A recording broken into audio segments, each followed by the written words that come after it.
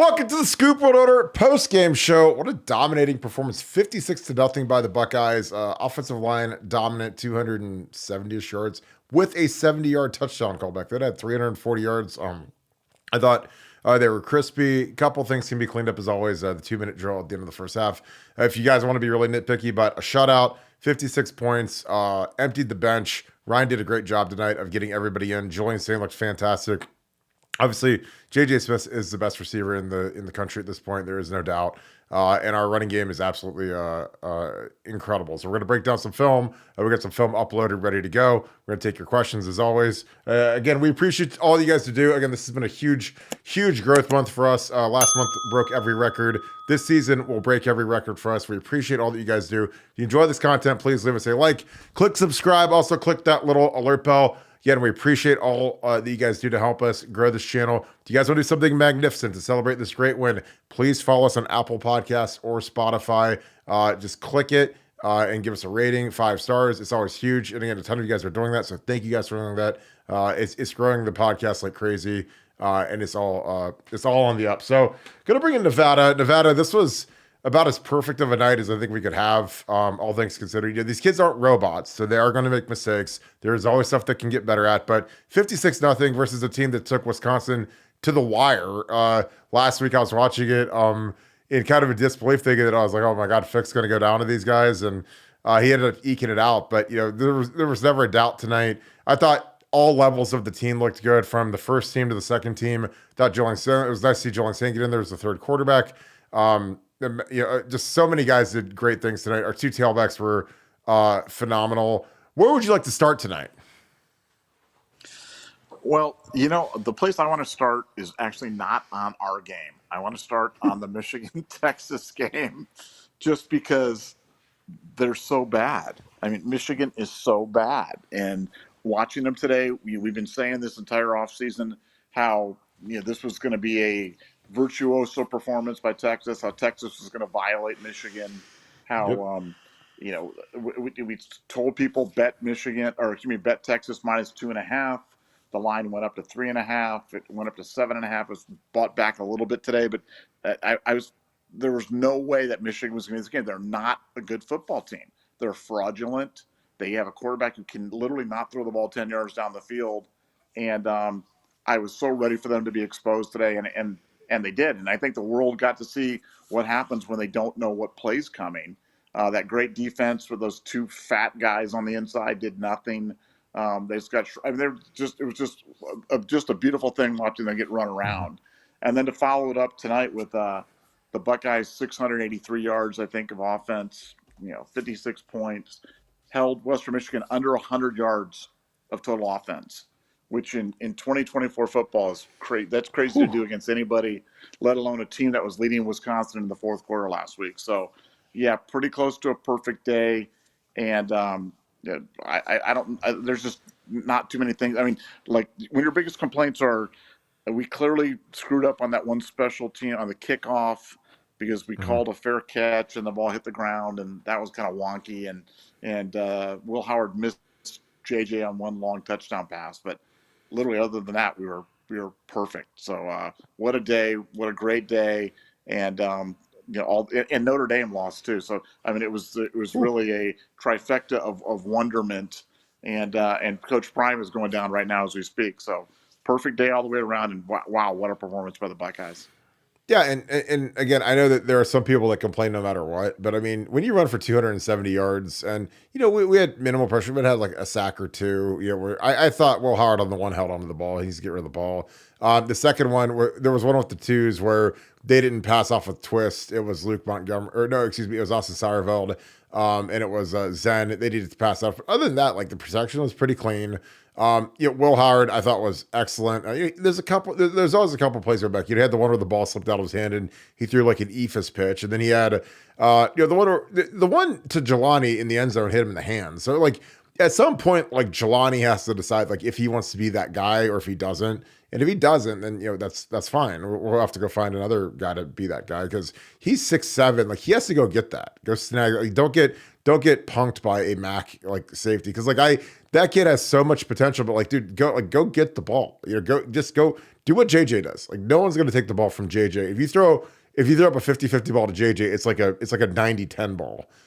That's just how he's wired, and Jelani, again, he's got to get that motor running hot. We ran more 3 tight end looks than I think I've ever seen in the history of Ohio State football. And again, I'm good with that. Cause again, we talked about, we got tips from inside the Woody Hayes about they're going to run some stuff in the preseason, AKA Akron, Western Michigan, to get it on film. So we ran this, this unbalanced look where we had 3 tight ends and then they motioned the wing tight end, and they did some good stuff with it. I mean, I don't mind it. I mean, that's our weakest position group. So do I love putting 3 of those guys out on the field? No, but do I mind putting it on tape and seeing if defenses know how to line up when there's 4 guys to the right of the center and a wing? Like, I don't mind that, because that's something that most teams don't see or do. So Chip Kelly, I thought was fantastic. I mean, there's a lot of plays. I got some we're going to break down tonight.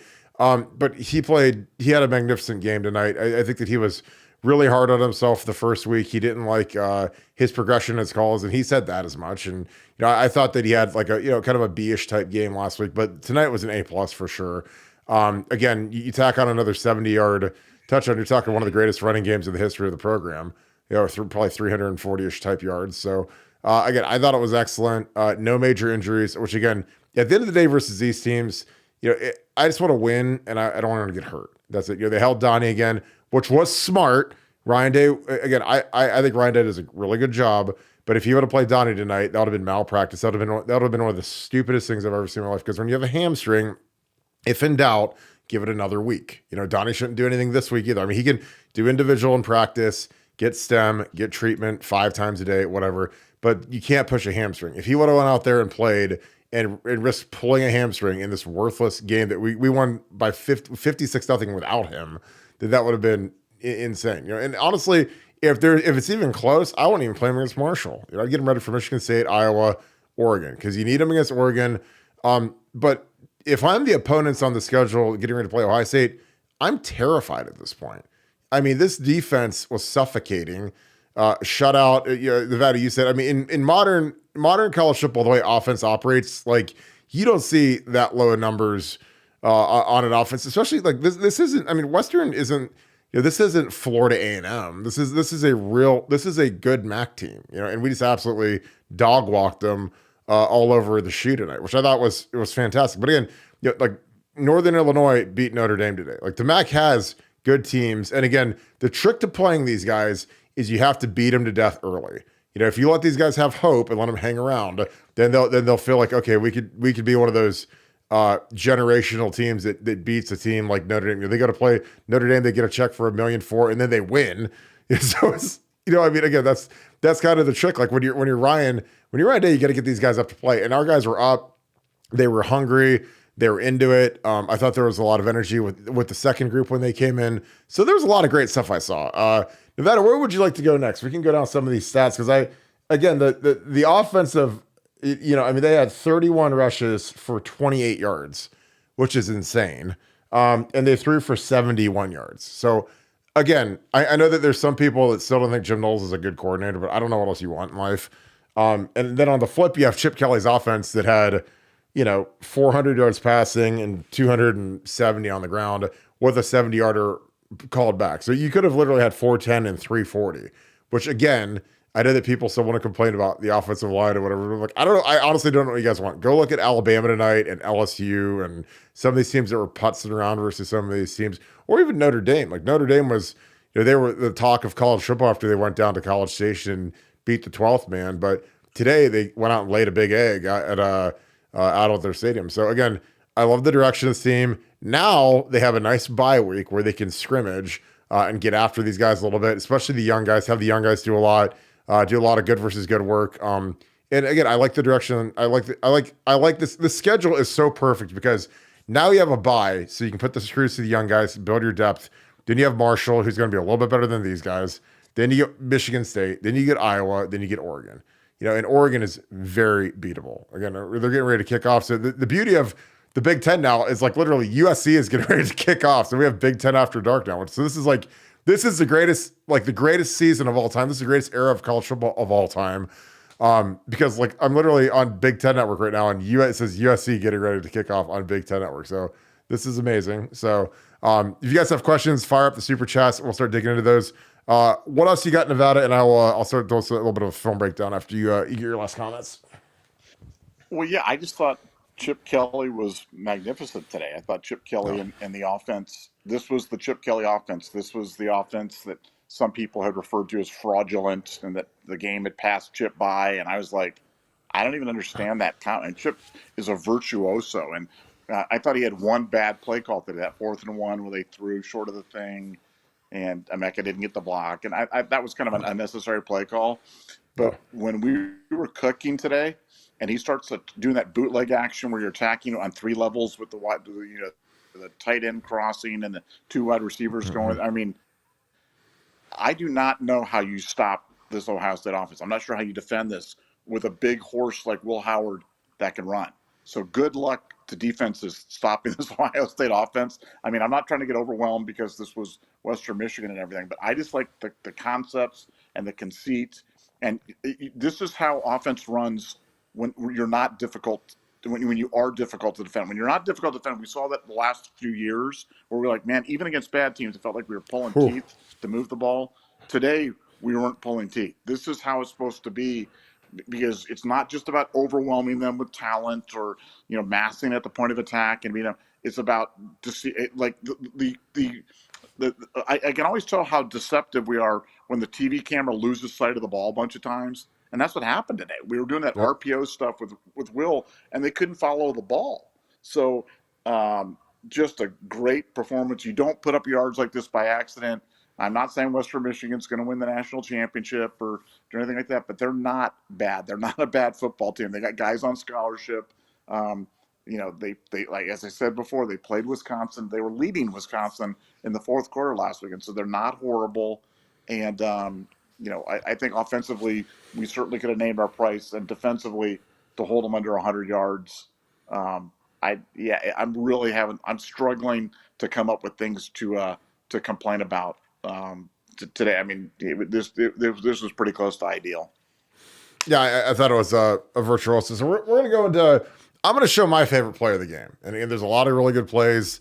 But I got to highlight the JJ, the JJ where he cooked their corner and pulled away from everybody. But this is just so beautiful to watch because, all this really is a slant. It's just this. Is this here and here? That's all you're doing. You got a little slant here to JJ. Super easy. But what does Chip do? He starts it off with motioning Carnell. Here's Carnell. He's already in motion, coming across the formation. So you have to look at him and acknowledge him when he's going there. And then you fake a run this way, and then you bring the tight end back this way on the backside of the protection. And then you do a kind of a full zone. This is like a play action. It's a full zone to the front side.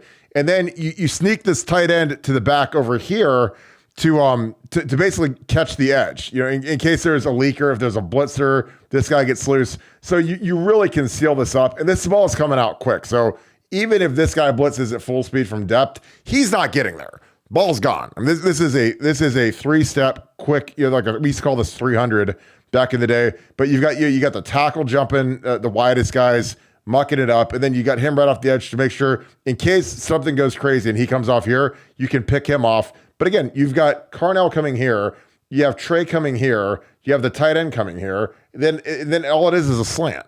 So you look at this, and again, like when you're this guy, you're like, do I go here, here, here? Here, like the confusion is amazing, and it's just so simple and it's so good. I watched that and I was like, God, can you imagine being this guy and seeing you got that might be Quinshon. You got Quinshon coming this way. That looks like 1. So it's not Trey, excuse me. And then so you got so he could actually come in here and add to the pass pro, and then all this is a 3. This is literally catch the ball, take a hitch, and chuck it. And then JJ just does the rest. And so seeing JJ, again, JJ is a 4-3 guy. So, JJ would be a top 5 pick in this year's NFL draft. Like, there's no question in my mind. But Nevada, like, that is the beauty of Chip, is Chip does stuff where it's a simple play. It's a 3-step drop. It's a slant to JJ. And there's a lot of teams, they'll just do a traditional protection, like an empty protection where there's 5 guys blocking, or maybe a scat protection where there's 5 guys plus a running back in protection. But Chip does all this misdirection and basically makes a play action pass for it's basically a 1-man route. It's a slant to JJ. So it's like, and if they double JJ, then you can just dump it to Carnell, who's right behind him. But like, what are your thoughts on that? Because I watched that and I'm just like, again, I love stuff that if I was playing defense, I would be like, I have no idea what I don't know how you coach the linebackers against this stuff, And again, the RPO stuff we do. And again, I know people bang on the offensive line when we get the illegal man downfield, but you have to bake that into the cake. Like if you're going to run RPOs, a run pass option, that is a running play where the offensive line is told to block the running play. And, if it doesn't look great on the front side, you can pull it and throw it. Now, sometimes, you're playing with fire because some officiating crews are militant about calling illegal man downfield, and some aren't. Some guys you can get away with murder. So that is something that you got to kind of bake into the cake when you run those RPOs, is you're going to get a couple illegal man downfields, especially if you have the wrong officiating crew. But again, watching Chip Kelly, it's like, it almost brings me tears of joy when I watch this stuff, because I'm like, this is so good. This is so hard to go against. And again, all I want, it's like I talk about like Buckeye Scoop, our podcast, our format, our website, everything I want to do, I want to be the hardest one to go against. I want Ohio State's offense to be the hardest one to go against. I want our defense, the way that Jim Knowles is mixing things up, the way he's bringing pressure, the way he's putting, Caden Curry, with Jack Sawyer and JT and Tyleek on the rush man package like they did tonight. Like, I want us to be hard to go against. And this is so hard to go against. And that was something that I complained about the last year or two. I thought our running game was too easy to stop. And again, it's not because the players suck or the linemen suck or everybody sucks. It's because the scheme sucked, And I watched this stuff and I'm like, this is really, really good stuff. What are your thoughts on that, Nevada? Well, yeah, on that play that you set up, they had run that same play where they'd thrown the ball out to the Carnell player before that, and like you said, you really put that defensive back in an impossible situation where he's got to make a decision. Does he attack Carnell up there, or does he let JJ go? And he kind of got caught in the middle, and then like you said, it's a 1-man route to JJ. You hit him in the slant, and he takes it to the house.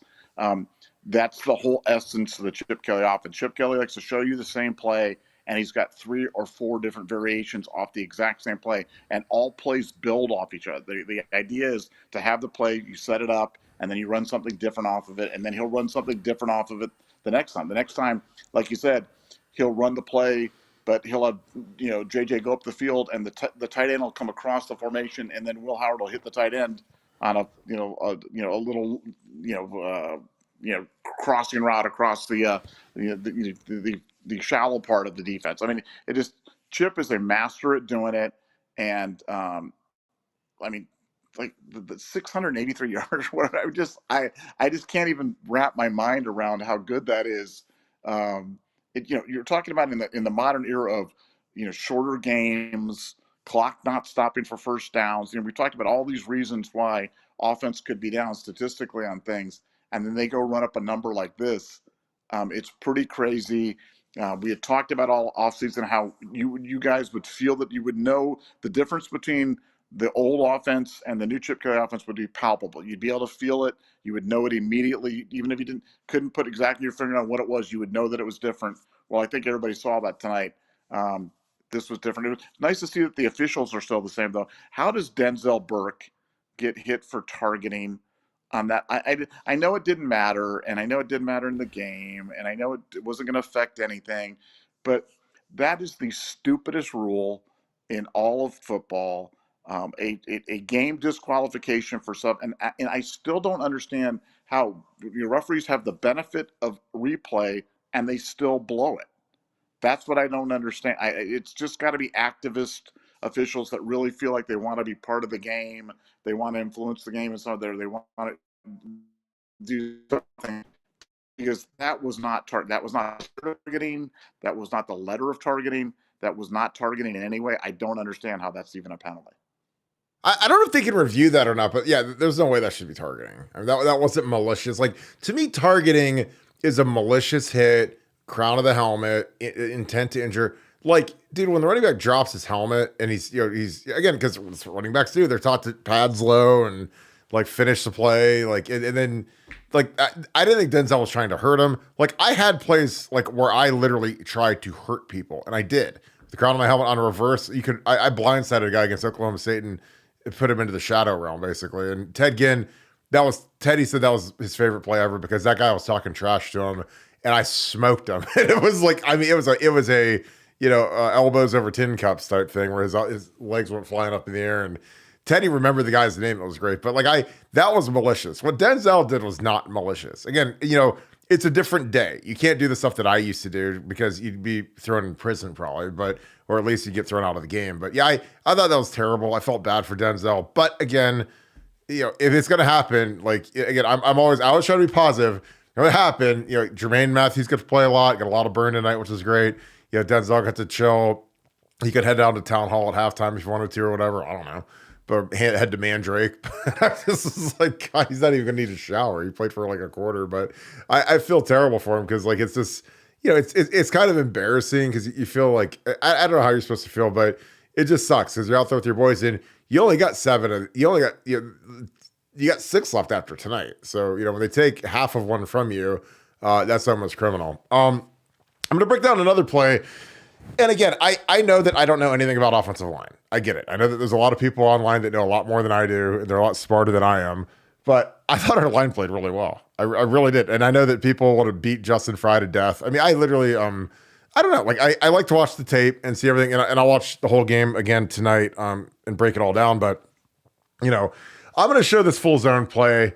And the Will Howard impact is excellent because, he runs this little read option here and he holds this backer back here. So, this is just a read option, but people respect Will Howard because Will's got jets. We finally got a score. So this is just the little horizontal zone, front side zone.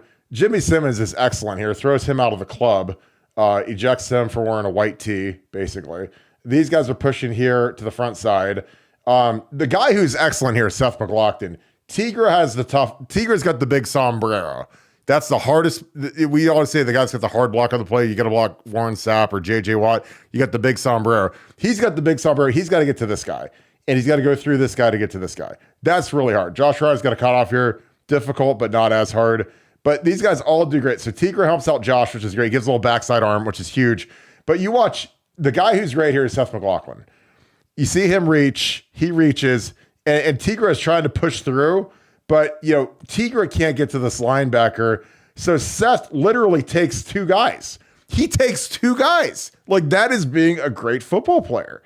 Like, this is really good. I mean, he basically makes the alley here. Like, the guy at the point, Josh Simmons is excellent. He stretches this guy out, almost throws him out of the stadium, throws him out of the club. And then our center takes 2 because Tigra can't get there. Again, that's not on Tigra. That's just a really hard block. So Seth kind of mucks it up in there, and that's all it takes. And then, Austin Syreville gets to his guy, locks him down perfectly. And the guy who's great is our boy, Scoop Pad at first, JJ Smith. We've known him since 7th grade. I told you he was coming. Look at JJ out there blocking. Thank you, Chip Kelly, for making these guys block. And he gets just enough, and Quinshawn is off to the crib, man. And again, that's just a little thing. But I mean, I watched Seth on that play, and again, not every block is some devastating, movie theater, Transformer, Michael Bay, pancake block. Like, that's not every block. Like, that block is just as good because he saved the run through. I mean, if Seth doesn't do that, that's a 2-yard gain. But Seth gets just enough of the middle linebacker. And again, Quinshawn and Trey that's Lendell Reggie territory. Honestly, I'd probably take these 2 over Lendell Reggie. And I love Reggie. Lendell is a fat turd. But these 2 guys are both bolts of lightning that run hard. It's as good of a duo as I've ever seen in college football. And again, that might be crazy. And maybe you guys say, Kirk, you've been in the fruit punch tonight or whatever. But I'm just saying, like, I watched both those guys run. They have no weaknesses. They're 2 guys that, they're both like kind of the Alvin Kamara where they can literally do everything. They can catch the ball. They can run it. They're physical. They do everything. I mean, they're literally dream weapons for an NFL team. They're like the Jahmyr Gibbs guys that you'd make them weapons. They're not running backs. They can catch the ball. Excellent pass protectors. What are your thoughts on that, Nevada? Yeah, I mean, look, it's really kind of interesting when you see how much grief the offensive line gets. And, I think I've been of the opinion that great scheme and, having little things like having a running quarterback that can help contain, give, give the opposition just a little bit of hesitancy, a little bit of doubt. You combine that with quality running backs, a veteran team coming back, and look, the offensive line was magnificent. I contrast Oregon, the great Oregon team right now is playing Boise State, and they're leading 14-10, and Oregon so far has 13 yards rushing the ball. So it's not a lot of teams struggle rushing the ball, and Ohio State, for as much. We actually had, it's funny, we had a great poster. He actually is a great poster, but he's like, I'm a little underwhelmed by the offensive line at halftime. Is that okay? And I'm like, no, it's not okay. It's not okay. We have 400 yards and we're averaging 9.4 yards per carry. It's not okay. It's not okay to have that opinion. You can't be underwhelmed by the offensive line when we're averaging 9 yards a carry and have 6 rushing TDs. So no, it was a great show today, but it was just nice. Urban Meyer always talked about the biggest step being between games 1 and 2, and you saw the difference. You saw last week we were a little starry-eyed the first half, and some of the guys were watching a little bit and a little overwhelmed by the big crowd. But today, much more locked in. It started in the second half of last week, continued on this week. But man, we have some freshmen that are flying. Look at Caden McDonald. That is a big boy who's making some play. I love the rotations, both offensively and defensively. I love the fact that the second offensive line came in there and did work, man. Those guys were eating. And no, this was as good a second game as we could hope for. And as you said, no major injuries, basically not even any minor injuries.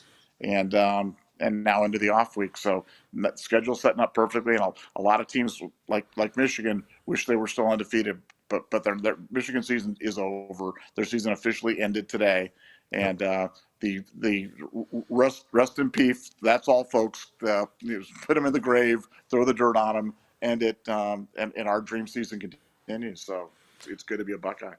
Yeah, I think a lot of the guys on our twos could start for Michigan. A lot of our guys on our second O-line could. I think George Fitzpatrick could for sure. If Austin Hierveld's up to, he'd definitely start for Michigan. I think it's so weird seeing Carson because he's it's the guy that started 12 games last year. He started the Michigan game last year. He blocked 98 and 55 for Michigan, and it's like he's out there, blocking these guys at the end of the Western Michigan games, blocking their second string, and he was having a nice day. And I thought Luke Montgomery had a nice kick out on the touchdown. Zen's out there. So, for everyone always complaining about us not having depth, you're always worried when you put that second O-line out there after they've been standing around for 2 hours since pregame. Is it going to look like vomit or is it going to look decent? And I thought our guys, the operation was good.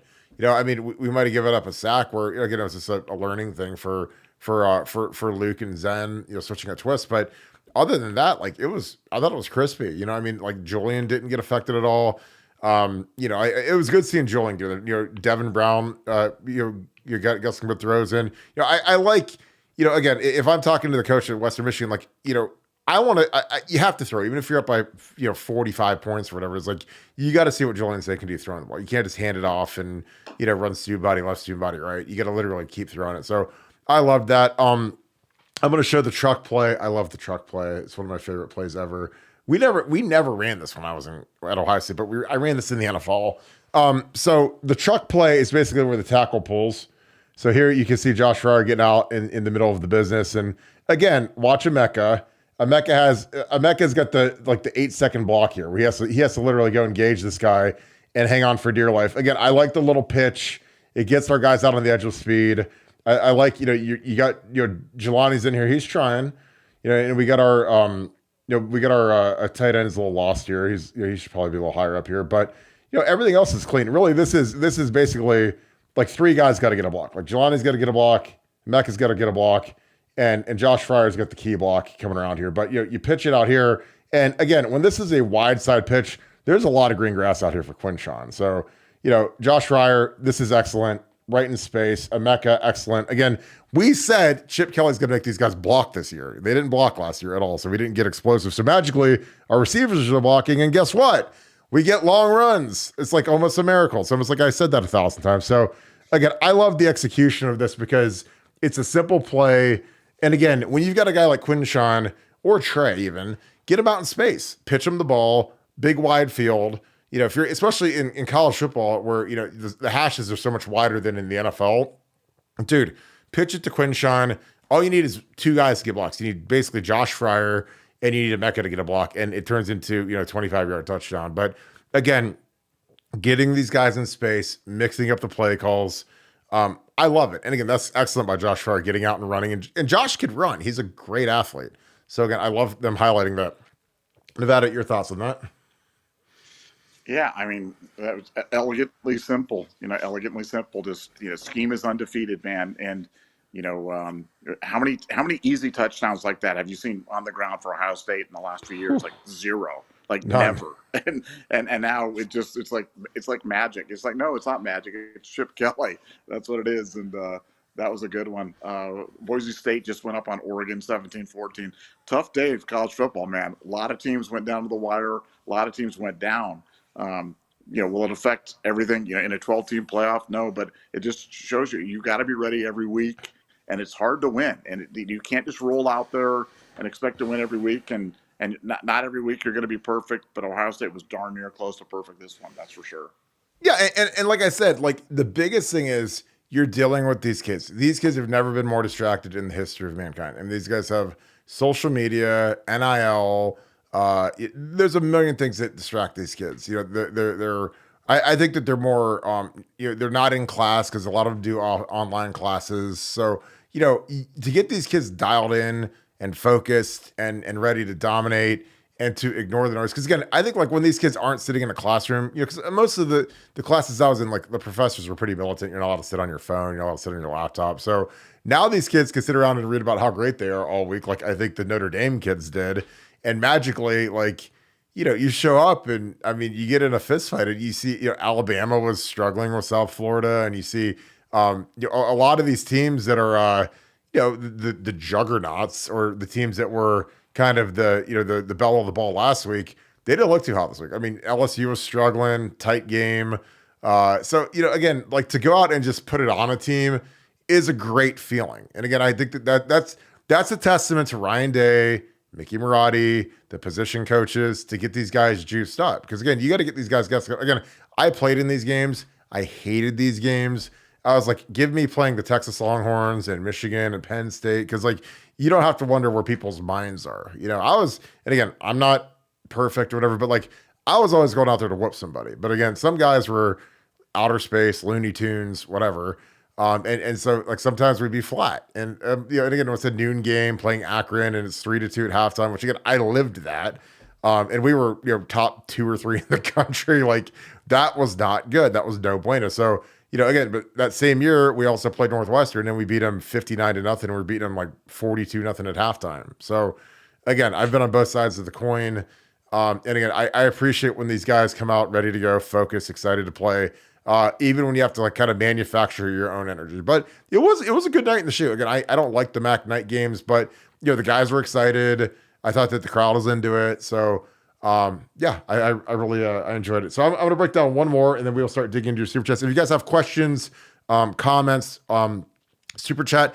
If you guys really enjoy these film sessions, type a Y in the chat or type scoop film sessions, Barton breakdowns, whatever you wanted to call it. I mean, we could even name the segment. I don't care, but type that in the chat, type that in the comments. Cause again, I like getting your feedback. I seem like I got a lot of feedback last time. So type a Y in the chat. Those are absolutely huge for us. Cause again, I want to give you guys what you guys want. It seems like you guys like to learn football. I get a lot of people that come on here and they say that they learn so much from Nevada and I, and again, there's no bigger compliment for me than when you guys say, really enjoy it. I watch it with my wife, my kids, my son, my daughter, my grandpa, whatever.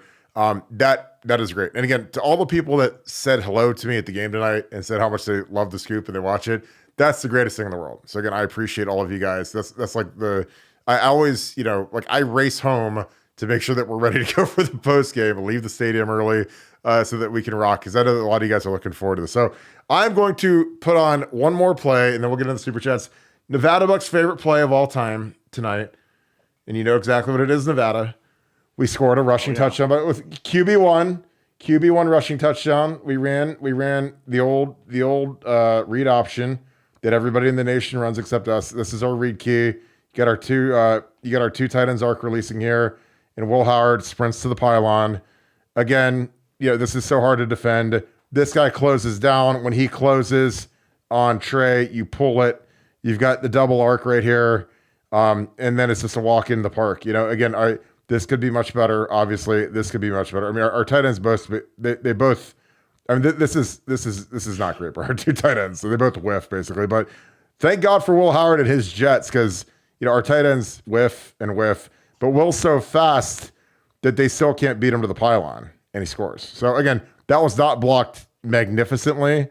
But again, Will also probably could have taken it right there, but he wanted to get fancy, but I'm sure he saw this color and he's like, I'm going to sprint to the pylon. So again, our tight ends need to be better here.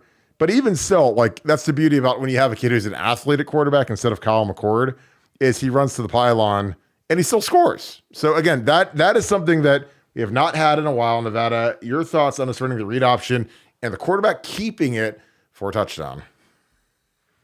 Well, I mean, we run it one time and he goes in the end zone. So it tells you how effective the play is.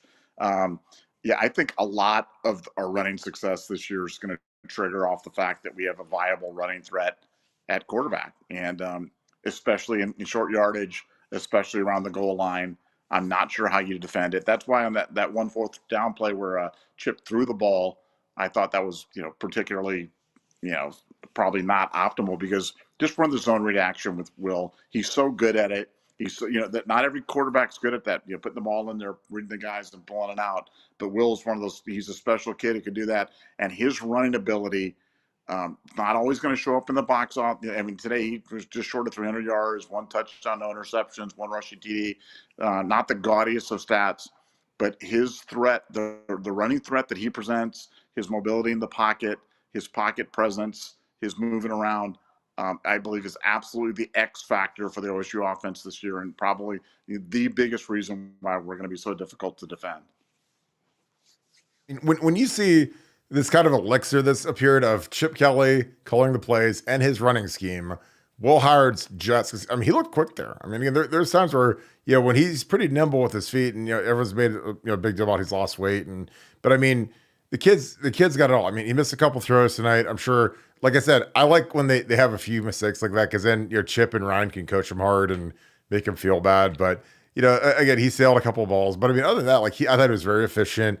No picks, nice clean game. Again, don't turn the ball over and get it to JJ, Quinshawn, and Trey, and even Emeka, who again, I think Emeka is a fantastic player, first round pick, but JJ is our best receiver. It's not even close at this point. JJ is terrifying to go against, and the best thing is Chip Kelly knows that. So when he's calling this stuff, it's going right through him. All right, we will dig into some super chats. Want to say a quick happy birthday to my wife Kim. It is her birthday at midnight, so we'll probably be working through that in 35 minutes, given how many super chats we have. So happy birthday to you, girl. And I know she's asleep right now, so she won't even hear this.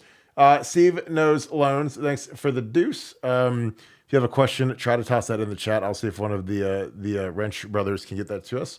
Sergio Sama, thanks for the 5. Hope you're doing good, my friend. Impressive game.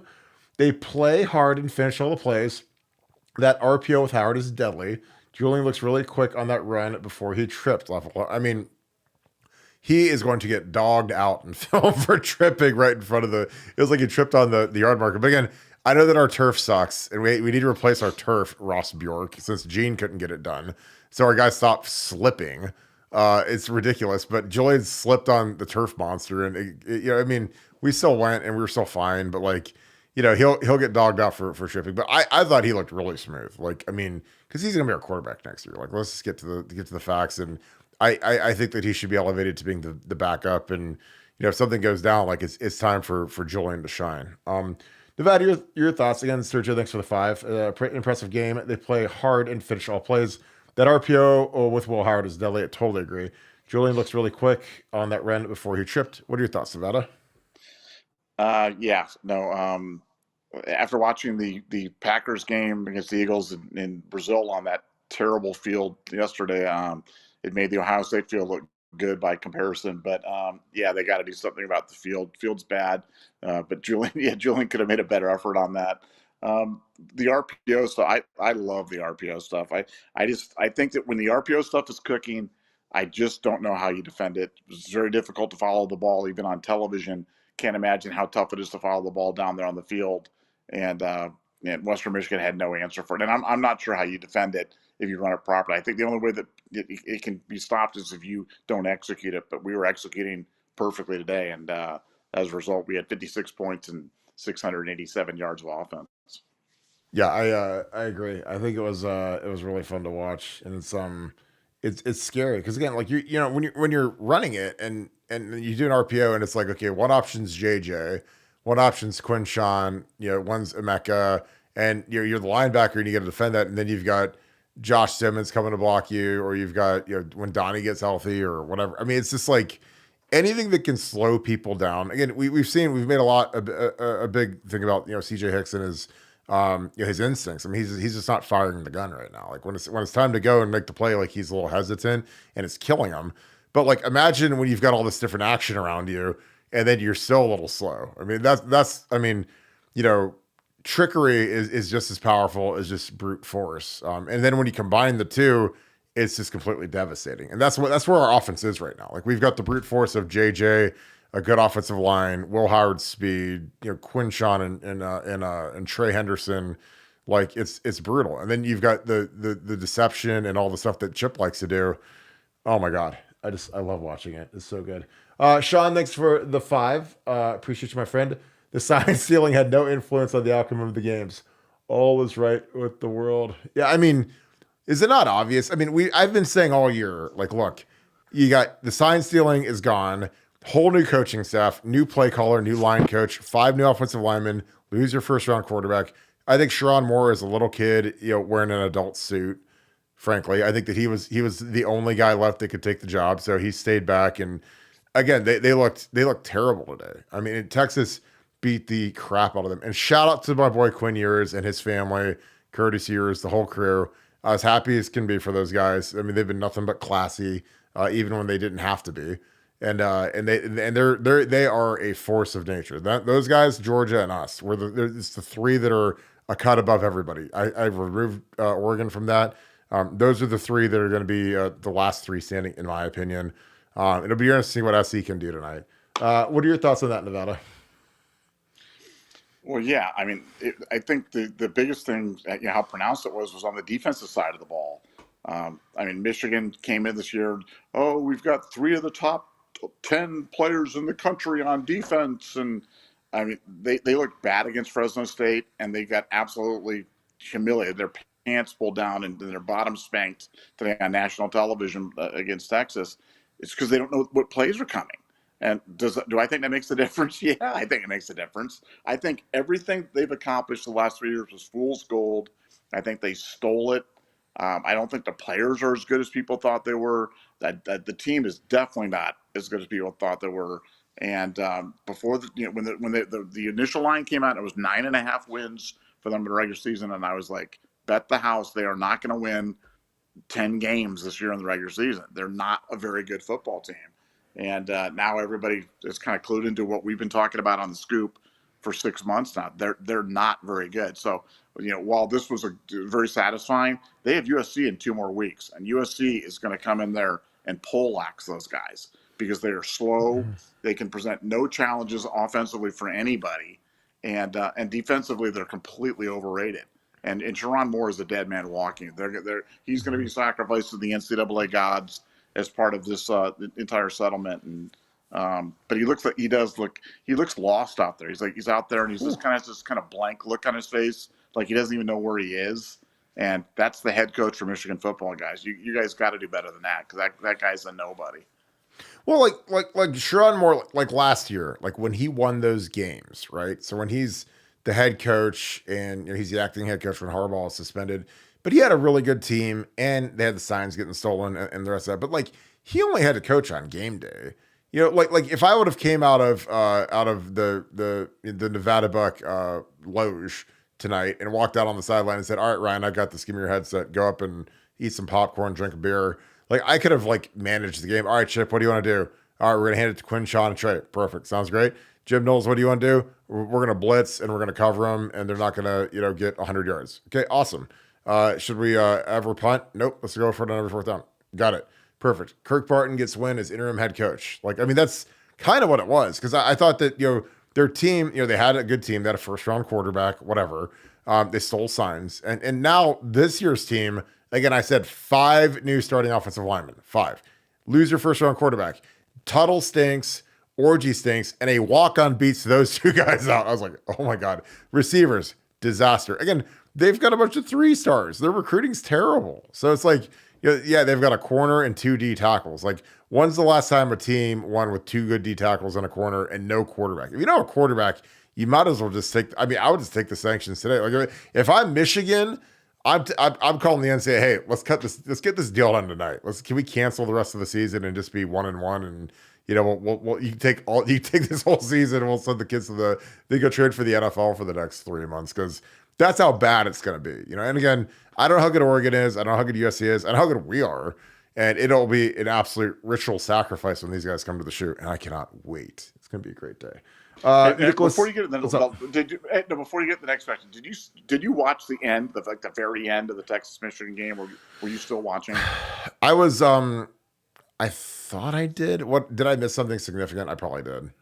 The Michigan wide receiver, when they scored with like a minute to go to cut it to 31-12 or whatever it was, the guy was acting like a complete clown, like he just won the Super Bowl or something. And to me, that kind of represented the entire Michigan program. It's like, dude, you're getting blown out and you're out there acting like a freaking clown on the field. God. Like, I was embarrassed for them. And I remember when we were on the podcast, when we had Yoder on the podcast, and I know you love Yoder, and Yoder's like, we're going to be a national championship team this year. And I'm like, no, you're not. No, you're not. You're not a national champion. You don't have a quarterback who can throw the ball 10 yards down the field. You guys suck. And it's just like, but the fact that they believe that, like, oh, we're going to go back to back. No, you guys stink.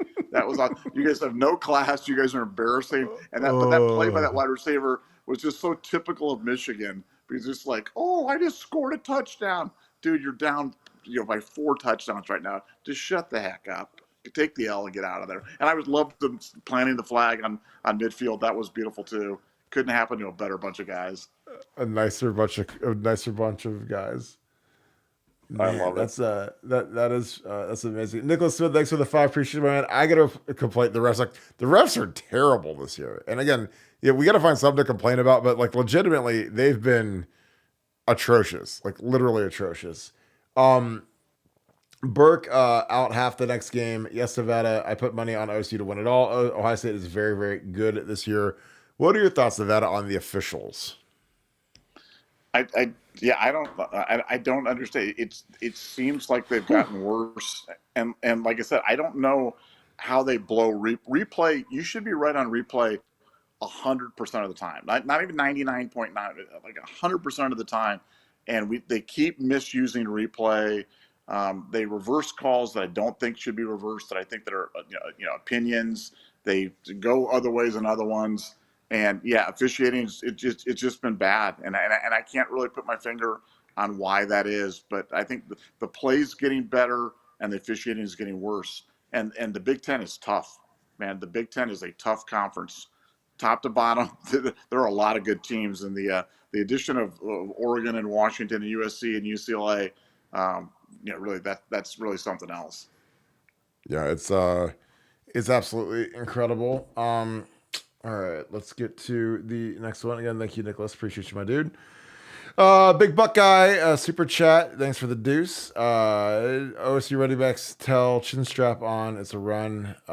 Offense must. You know what? That is a great call. 'Cause I noticed that too. I noticed if the chin strap is off, it's a pass.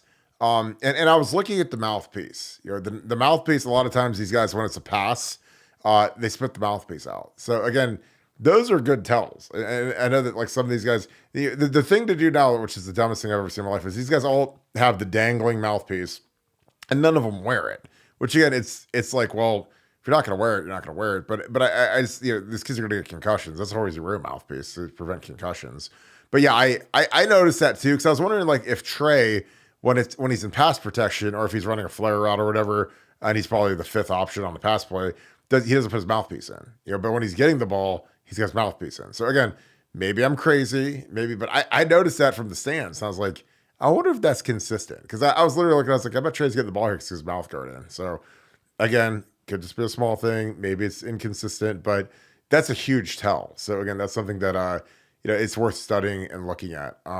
Nevada, have you ever noticed that? Because again, like a lot of these guys, like they have these stupid mouth guards, and like Davison, because Davison has to be like slime season. He's got to always have. He wears two mouth guards, and they just both dangle. And I'm like, that'd be the most annoying thing ever to have two mouth guards dangling from my chin, from my face mask the entire game. But hey, what is swag? I guess I don't know what it is. But what are your thoughts, Nevada?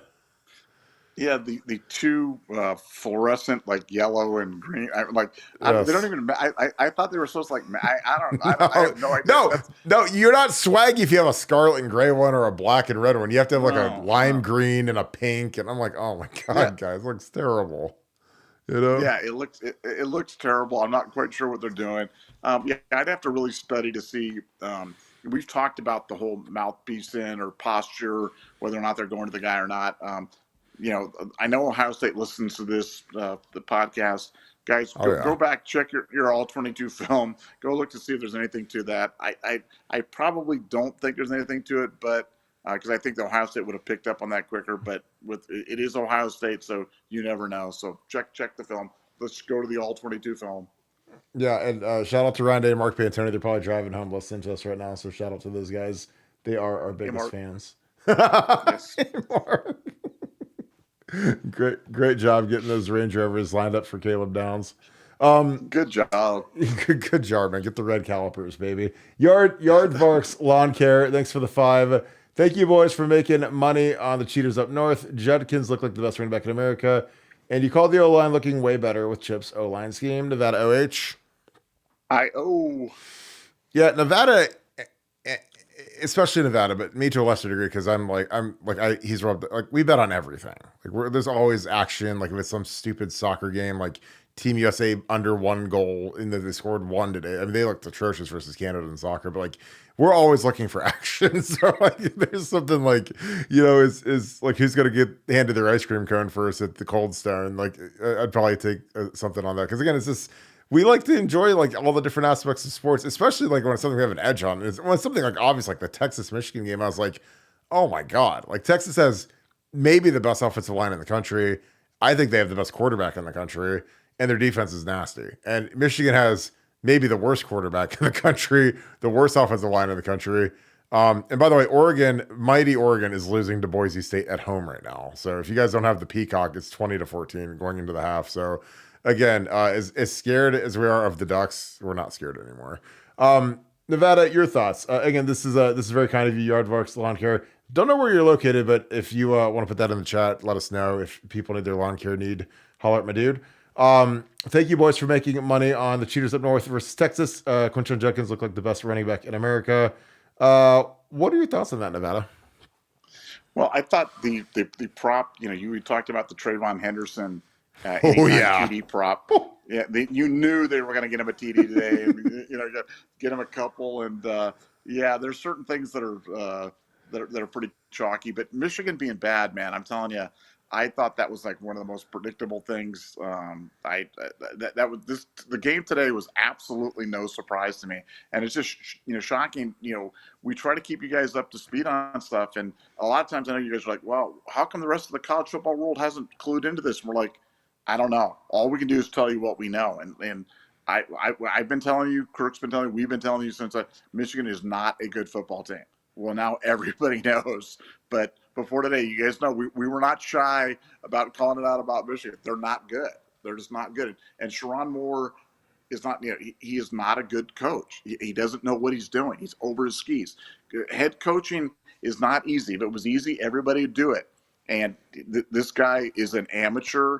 He is, like you said, he's like the little boy agent in 30 Rock out there with the big suit out there. And he's got that blank look on his face when he's not picking his nose on national TV. Oh god.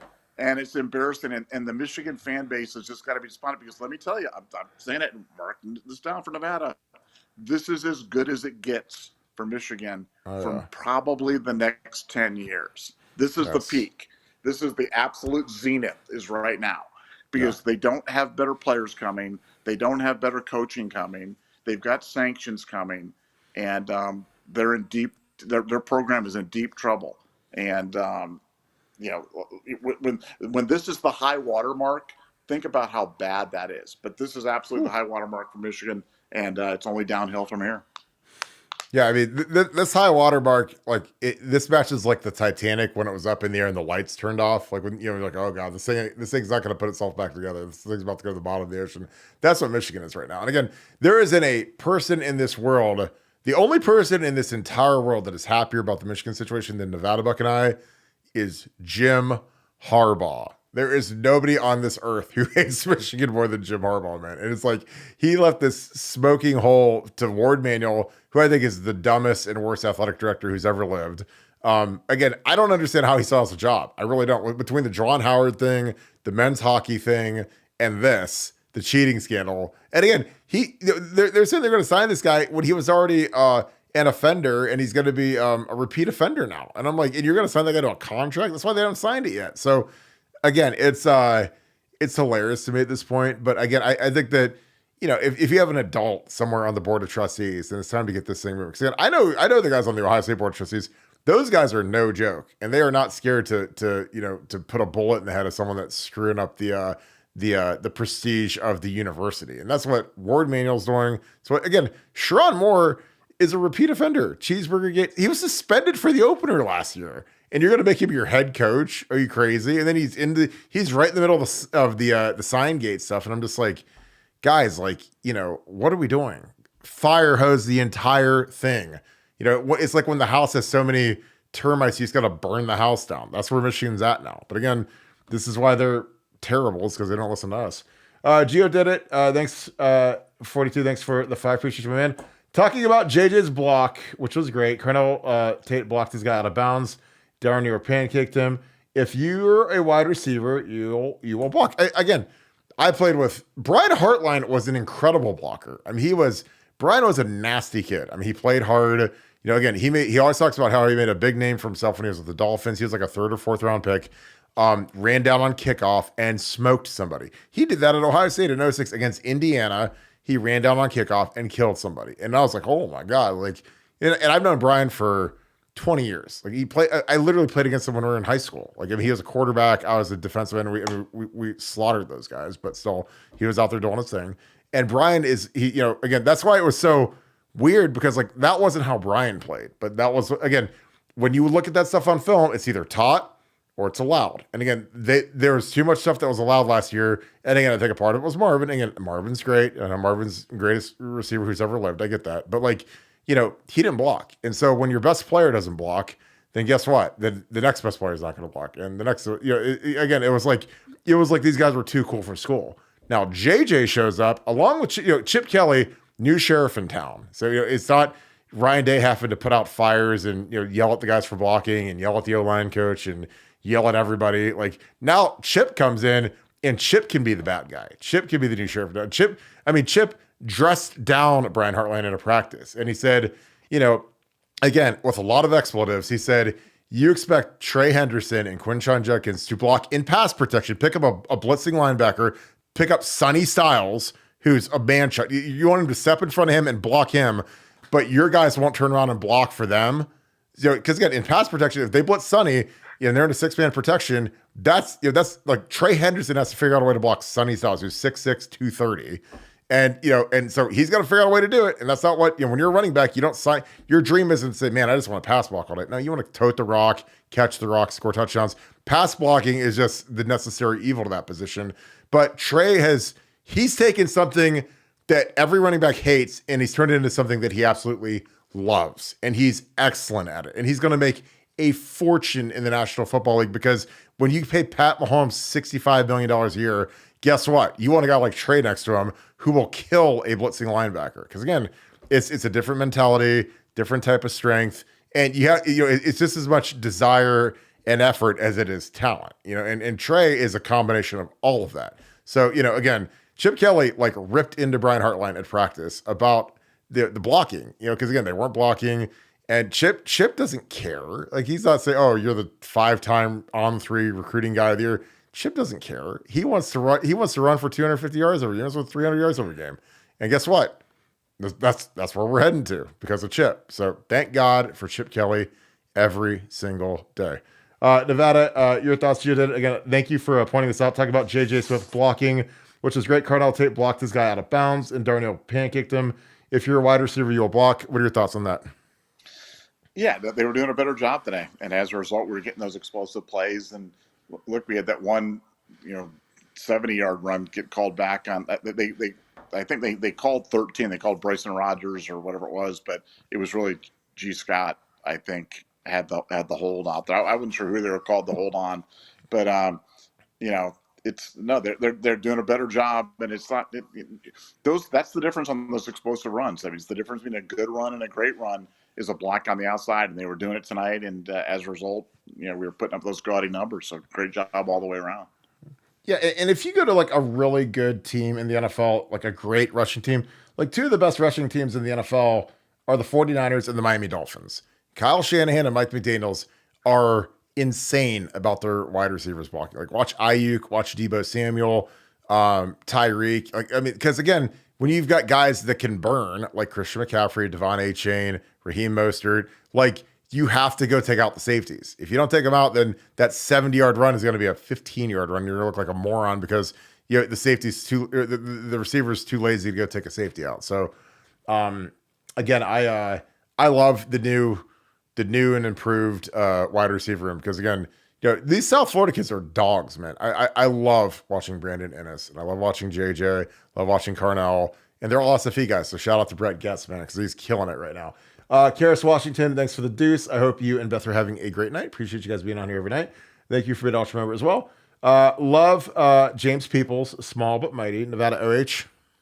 I don't think James is that small. I mean, he's not Derrick Henry, but I mean, I think he's a pretty good looking kid. I mean, from like a physicality standpoint, like I think that kid's got he's all that in a bag of chips to me. I love that kid. I think he's a real physical kid.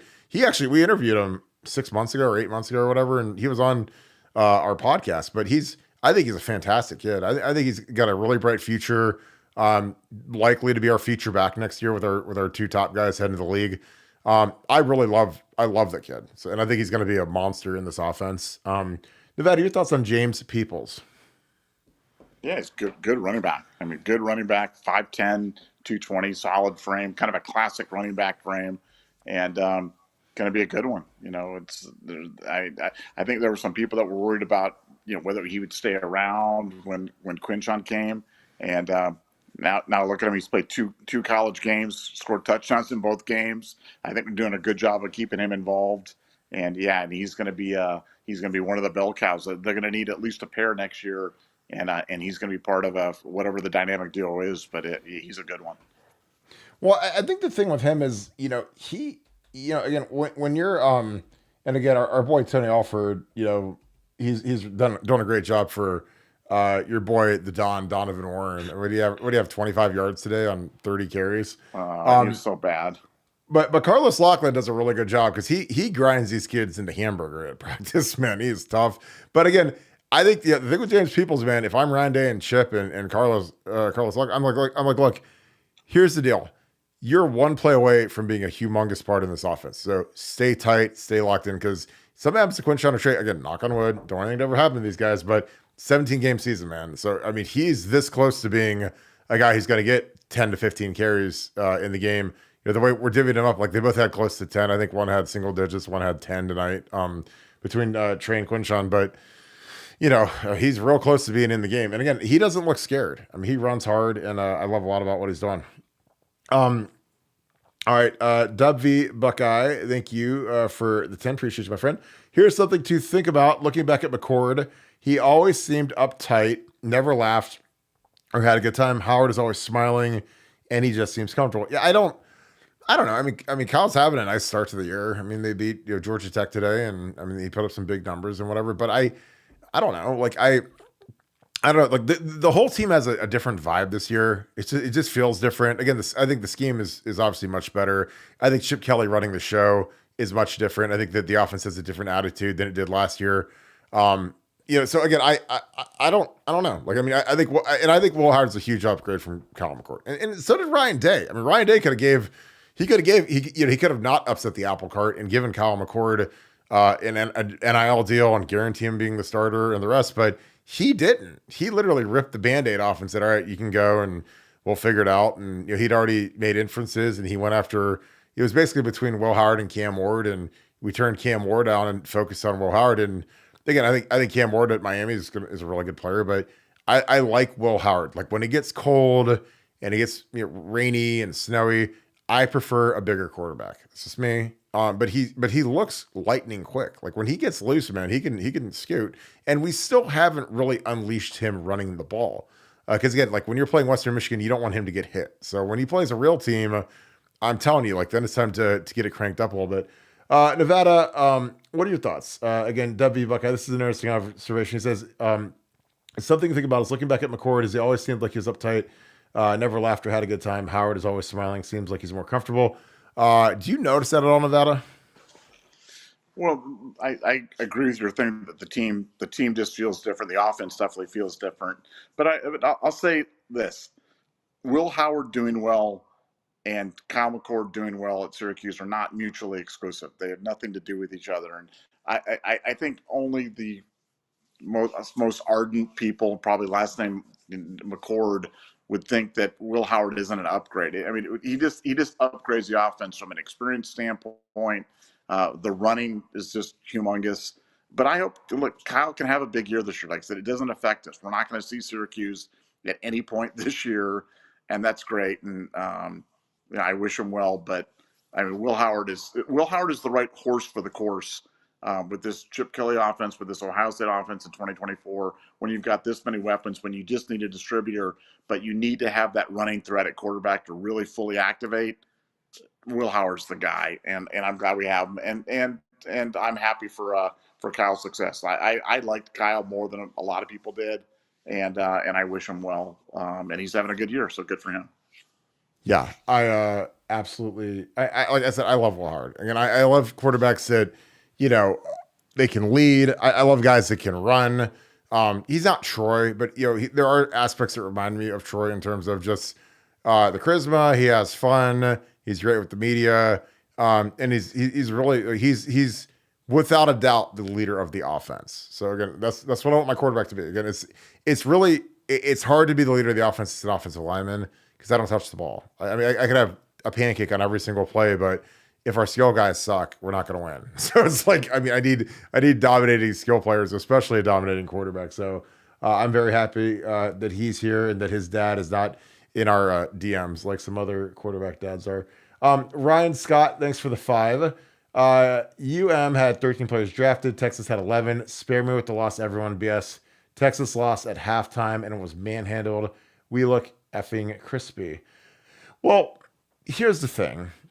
I know Texas had 11, but Texas also went out and got they got Isaiah Bond from Bama. Like they did a good job with the NIL stuff. And here's the big difference is, you can lose 13 and lose 11, but Texas has their quarterback back, and their quarterback could be the first pick in the draft, Quinn Ewers. So, I mean, that's a humongous difference to me. Because, again, I don't know what quarterback I'd take over Quinn. And it's definitely not Shedeur Sanders. There's no chance in the universe.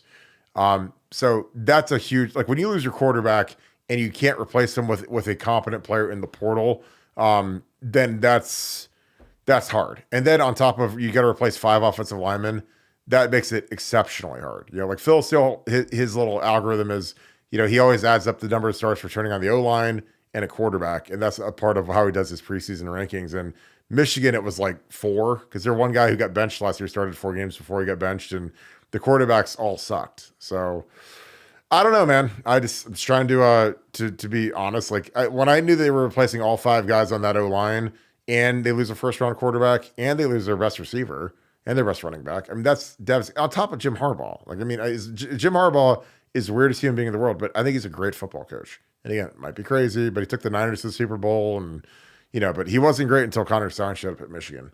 Nevada, what are your thoughts? Michigan had 13 players drafted. Texas had 11. Spare me with the loss, everyone. BS. Michigan lost at halftime and was manhandled. What are your thoughts? I think they've been cheating the last 3 years. That's that's my. You can sustain breaking in a new offensive lineman, or even bringing in a new quarterback, or doing all the things. But when you all and the biggest cheating scandal in the history of college football, that today happens. So, but the cheating was big. I mean, the cheating really provided the impetus for everything that came, post 2021. I mean, for them to have gone from absolutely disaster, 2-4 in 2020, so bad that they refused to show up for the Ohio State game and tapped out and claimed that they had too many people ill, to national champion 3 years later with basically the same guys, not a great influx of talent either via the portal or through recruiting.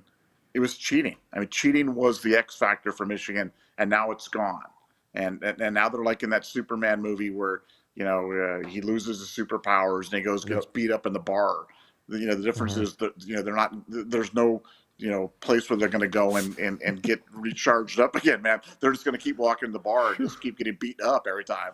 So, Michigan is, and it's so funny on social media now, Dave Portnoy was out there going, "Oh, people are being really mean. What happened to winning with class?" And it's just like, oh my gosh, you guys are the last people that should ever talk about winning with class. You guys literally cheated to win, and so it's I loved what happened today, and I watched every single minute of it all the way to the very end. It was glorious, great day. Yeah, I mean, they're like the Hamas of college football. It's like they get hit with the drone strike. You're not gonna be like, oh, but you said you weren't gonna use drones and bombs and bunker busters. Yeah, we are. We're gonna use everything to kill you guys. So when they're in pain, because again, Michigan fans are the most annoying human beings in the world. I mean, nobody likes them. They're trash. And when they cheat and win, they feel like they won something. And now the whoopings are coming. And again, when they come to Columbus, man, it is going to be it's going to be one of those seminal moments where you're just like, these guys get to take all of these last 3 years of cheating out. And again, like, Cade Stover, if you guys haven't seen Cade Stover's comments where he talked about the tight end screen and we'd never shown it before, we'd never shown the formation, they're calling out screen. Like, it was a dramatic impact. The fact that Cade's like, we never showed the formation, we never showed this play before, yet they still had it. And again, that means they probably had the screen signal and Connor picked it and told, Scooby-Doo, whoever the defensive coordinator was, and said, oh, well, Jesse Minter, he said, oh, it's a screen. And they did the screen dance on the sideline, and the guys all yelled screen. So again, if you know it's a screen, it is a humongous advantage. If you're a defensive lineman, and if I tell a D-line, hey, they're calling a screen, guess what the D-line's going to do? Not pass rush. They're just going to sit there. And guess what's going to happen? The screen's going to have nowhere to go because the screen is completely predicated upon the pass rushers running up the field. And then you throw it over their heads, and then the O lineman release, and running back gets the ball, and it's literally something to defray a pass rush. Ryan Scott, I got your gist on that, so I appreciate you, my man, for clearing it up. But you said we as the Buckeyes looked crispy. I appreciate you, my dude. Thanks for the deuce again, but I got that. Oh, I got another one. Man, you're on fire tonight. Jeez, we got thanks for the 10. So happy to see Quinchon light it up tonight. That penalty on the long run was BS. JJ is scary. I didn't see it at first, but Will is great. Great for the team. You guys are right. Appreciate you, my dude. Again, like, it's not us being right, because I'm not a QB evaluator, neither is Nevada, but like, that's the guy Ryan Day wanted, and I know exactly how much they paid that guy.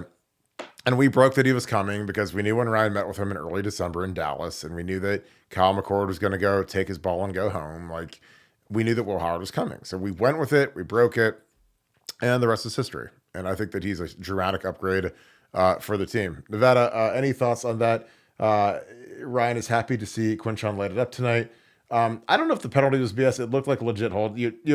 Part of holding is you have to know when to let go. Like, if you're out in space, you just got to let the guy go. Or don't when he goes to chase, just hands off and hope that your running back's fast enough to get to the end zone and outrun him. Your thoughts, Nevada?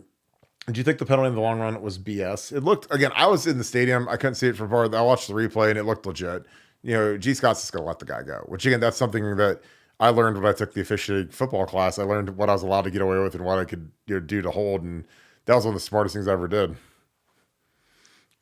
Yeah, I thought it was borderline, but I mean, on a season where I think the officiating's been really really bad, that one didn't even rank on the top 20 of bad calls because there have been just so many worse calls than that. But yeah, it was weak for sure. I felt bad for Quinshawn, and like you said, had that run stand, this would have been one of the historic rushing days of all time in Ohio State history. But I mean, the fact that we did that without like a really big long run shows you just how dominant we were on the ground. I mean, it was dominant from beginning to end, and really really impressive.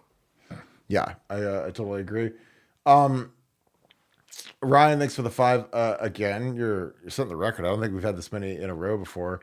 Last one, I swear, boys, I'm stoked to see you all in Oregon. We're gonna have a big. I mean, especially after this. If Oregon, if they lose, or Boise's taking it to them right now.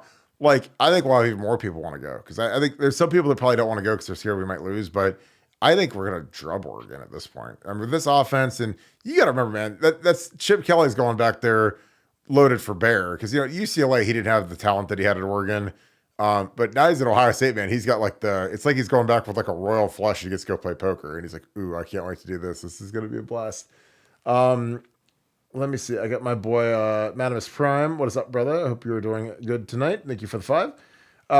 What do you think still translates to better competition from tonight? Rushing yards, 273. Um, I think that the O line, the scheme.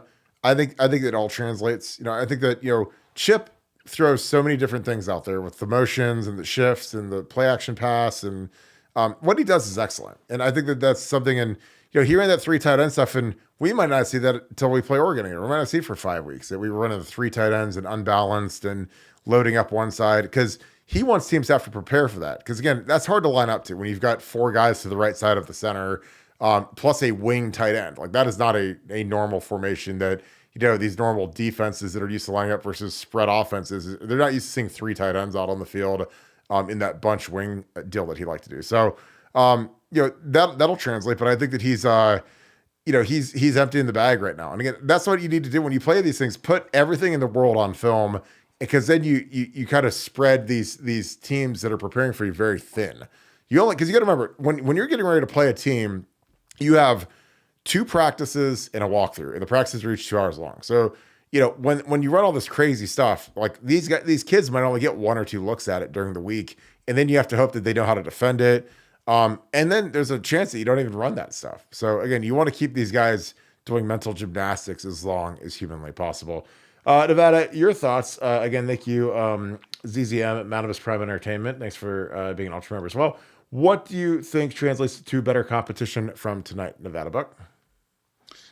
Well, I mean, I think it all translates. I think they've certainly found something. I did not think Chip Kelly called a great game last week. I thought Chip was a little out of sorts. I think it was the first time he was up in the box since 2008.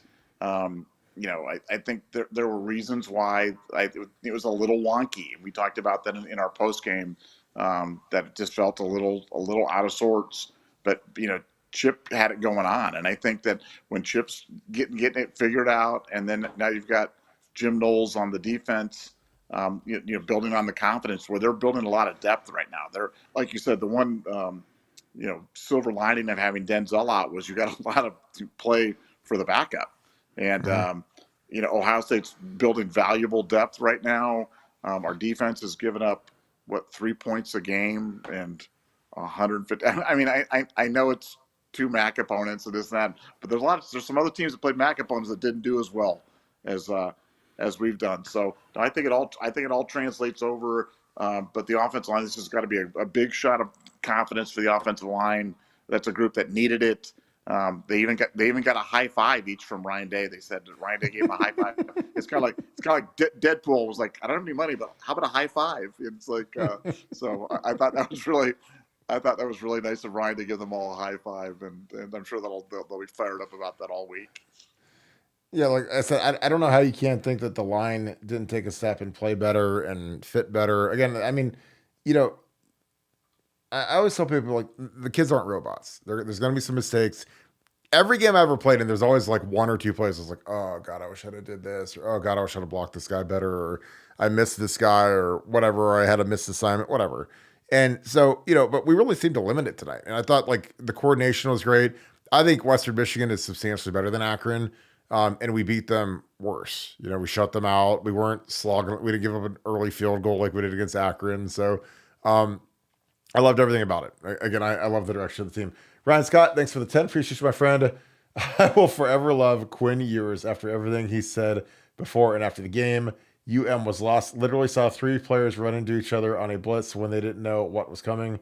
Yeah, again, like here's my thing about Quinn Ewers.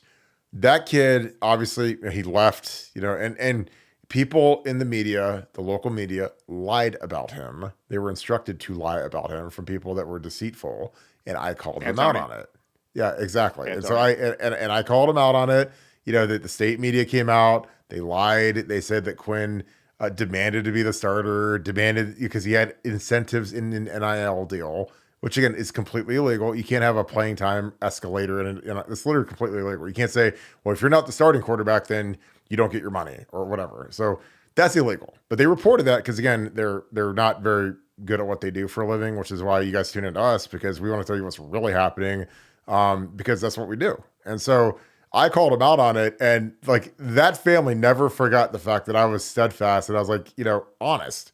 And those guys were just completely dishonest. And they had to retract it because they were wrong and I was right. And so again, like, that family was nothing but class. And I'm really excited for Quinn and Texas. I don't want to play them. I hope they play Georgia before they play us, and we don't have to play one of them. But them going up and smoking Michigan was excellent on so many levels, and it was fun. And like I don't want to say Texas is my second favorite team, but like I've got to know Quinn Ewers randomly, and his father and family, and I've got to know Vince Young in the last month and a half, and he's going to come on the Scoop World Order podcast. So it's like I don't know what in the universe is making me meet Texas people, but it's cool. And again, those guys beating Michigan made me so happy because we've been banging the drum about how bad they were going to be, and here we are. And I hope that you guys made a bunch of money on it because that was an easy one. Nevada, your thoughts? Ryan says he will forever love Quinn Ewers after everything he said before and after the game. Like he called him like the team up north. Like I thought that was great by Quinn. What are your thoughts? Yeah, I've said before that I thought Quinn was one of the most misunderstood players that's ever played at Ohio State. Great kid. Really got treated badly here at Ohio State. Oh, God. Really, really good player. I mean, really good player. Going to be an exceptional quarterback at the next level in the NFL. I mean, he's got all the attributes. You look how calm he is in the pocket. I mean, he's just stepping up, making plays with his feet, keeping his eyes down the field.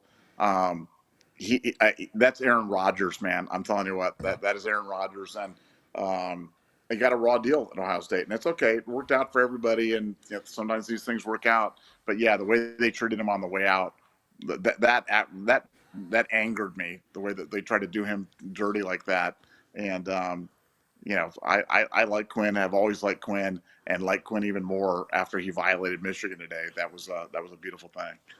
Yeah, I'm gonna give a pair of gold pants. Appreciate him. The sausage. Thanks for the 20. Love the Michigan. Hate my heart is whole for our vets. Again, thank you for paying it forward. We've signed up a ton of new members. If you guys are active retired military, first responders, and you would like to inquire on Pay It Forward, we've added a ton of new members to BuckeyeScoop.com. That is what all of these super chats go towards, and it's been incredible. Because again, there's a lot of people that have taken care of this country, and we can kind of do our part and take care of them. So we appreciate you guys. Nevada, the sausage for the 20. He says, love the Michigan hate. Nevada, how much do you love the Michigan hate at this point? I'm the leader of the Michigan hate parade. I just, but I think what people are saying now is you see how much hate there is for Michigan throughout the college football world. I think people were thinking, oh, this is just a Michigan or state thing. It's just an Ohio State thing. No, everybody hates Michigan. Everybody hates them.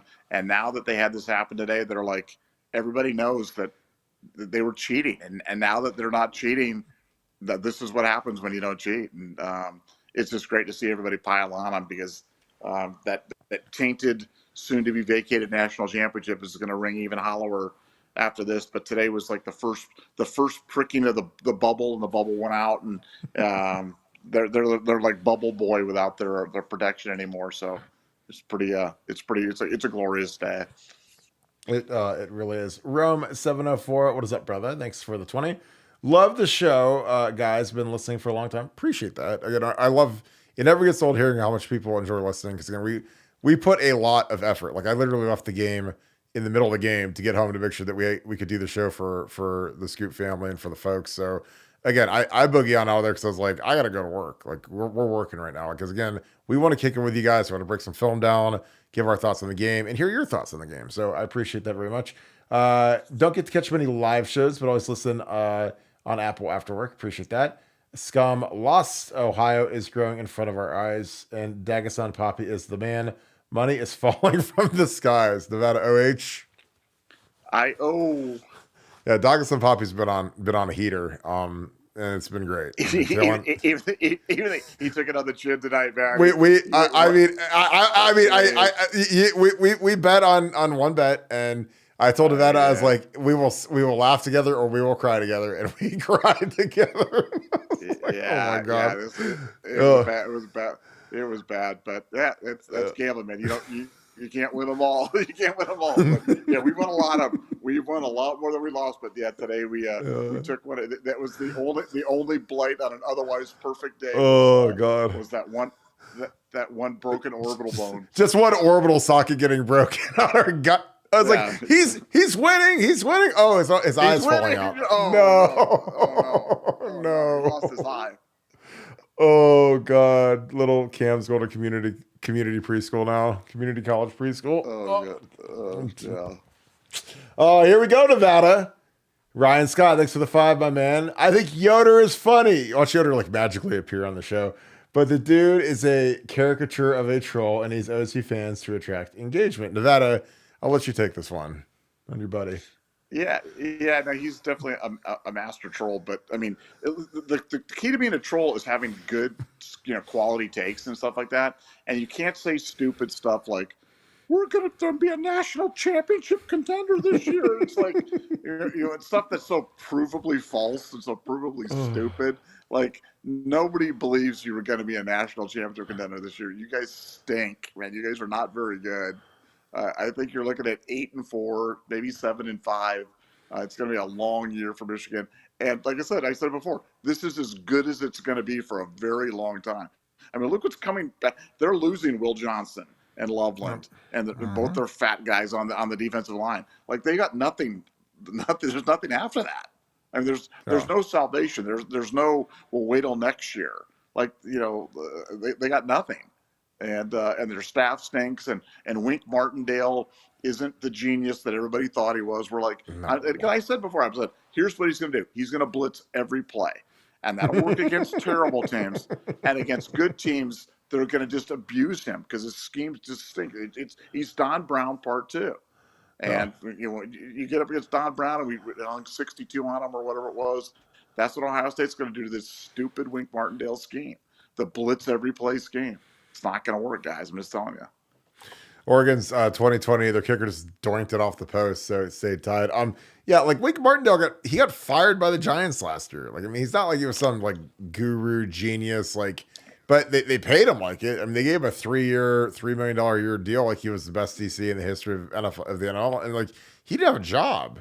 And again, I don't think he had an NFL offer to be a DC, and because he didn't want to come back to college. He's never coached in college. He's been in the NFL for 20 years or whatever. I mean, in 10, he was the DC when I was in Denver. Benny Boy, thanks for the 5. Such a down year this year. There's mostly mid to bad teams and a couple of good, great teams. I can't remember a year this bad. I mean, I don't know. I mean, it's still early. I mean, I think that the clear top 3 teams are Ohio State, Georgia, and Texas. And it might even be Ohio State, Texas, Georgia. But that's my opinion. I mean, Bama struggled. But, good teams struggle sometimes when it's early. And Bama's going to fall down back to earth because with Nick Saban, I mean, they were so good. Like Kalen DeBoer's not going to be able to keep that going. So, just my opinion. Florida State fell on their face. LSU didn't look great. So, again, this is a great year to win a national championship because there isn't like a 2019 LSU out there, unless that's us, which it very well could be because, again, with JJ and our two running backs and Chip Kelly calling the plays, like this offense can be as good as they want it to be at this point. Nevada, your thoughts? Do you feel like this is a down year for college football? Is such Betty Boy says, I think next with 5. It's such a down year this year. There's mostly mid to bad teams, a couple of good to great teams. Can't remember a year this bad. What are your thoughts? Last year was last year. You don't have to go back. Yeah. I mean, last year was a terrible year Terrible. for college football. I mean, it was the one year that a really mediocre team like Michigan could win the national championship. I mean, I think this year you've got 3 teams in Georgia, Texas, and Ohio State that could be super teams. And last year you didn't have it. Last year was just bad college football all the way around. So no, I don't agree with that at all. I think this year, but I think you're right. I when you're looking around the room and wondering who the super team is, I think we're the super team, and I think we're gonna be a very difficult out for anybody this year, and I love that. Yeah, I mean, I think when you look at dominating defense at all 3 levels, like I mean, I thought Sonny Styles took a step tonight. I thought Cody Simon coming back for a cameo was great. I'm sure he was on a pitch count tonight. Our D line is very deep. This is as deep as I've ever seen. Our secondary is very deep. It's as deep as ever. I mean, Denzel left the game, and it wasn't like they could just pick on Jermaine Matthews. So again, it's one of those deals where this, and again, even our O line, like our 2s got in there, and I thought they were playing really well. Like I thought George Fitzpatrick was moving guys. I thought Carson Hinsman. Again, Carson is the guy. From a moral or not a moral, like a morale standpoint. I'll just be real. Like being in his shoes, starting as a redshirt freshman, starting 12 games, starting against Michigan, you're one play away from beating Michigan. You're throwing in the end zone to beat Michigan at the end of the game. Like to go from that to being a backup, and you come in when you're up by 42 versus Western Michigan, that would be very tough mentally. I'm just telling you. But he played well, and he was running the show. I mean, he was making gang calls on full zone when they were bringing blitzes. Like you could hear the calls they're making, and they're the same calls as when I coached there. So he was running the show. I thought he did a good job. And again, it helps when you have a center who knows the offense like the back of his hand, like Carson running the show, when you've got a bunch of younger guys in that haven't played a ton. So again, kudos to Ryan Day for getting that 2-0 line in, because that was something I've been talking about. Ryan Scott, thanks for the deuce. So glad the pregame TikTok dances are done. I couldn't agree more. I always thought that they looked idiotic. They looked stupid. A lot of guys that really didn't play would be out there dancing. And I literally, mentally, I was like, is it just because they have to have a bunch of guys that don't play in the actual game have a chance to get on the field? Because go back and watch them. I'm not going to name names, but a bunch of guys that weren't great football players, and some are still on the team, would be like the lead dancers in the conga line or whatever. And I used to hate it. So like, we're going to go play Michigan, and it's like a menacing, war-like atmosphere, and all of a sudden it's going to be, we're going to, do, whatever is the latest dance. And it just, I'm glad it's gone. I think Ryan heard loud and clear that let's start acting like, like killers out there and stop acting like clowns.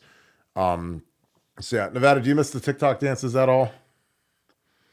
I mean, I miss Ryan dancing. I do miss Ryan dancing. Ryan getting out there and doing the little mosh pit thing where he's out there jumping around and having the guys push him. Oh God.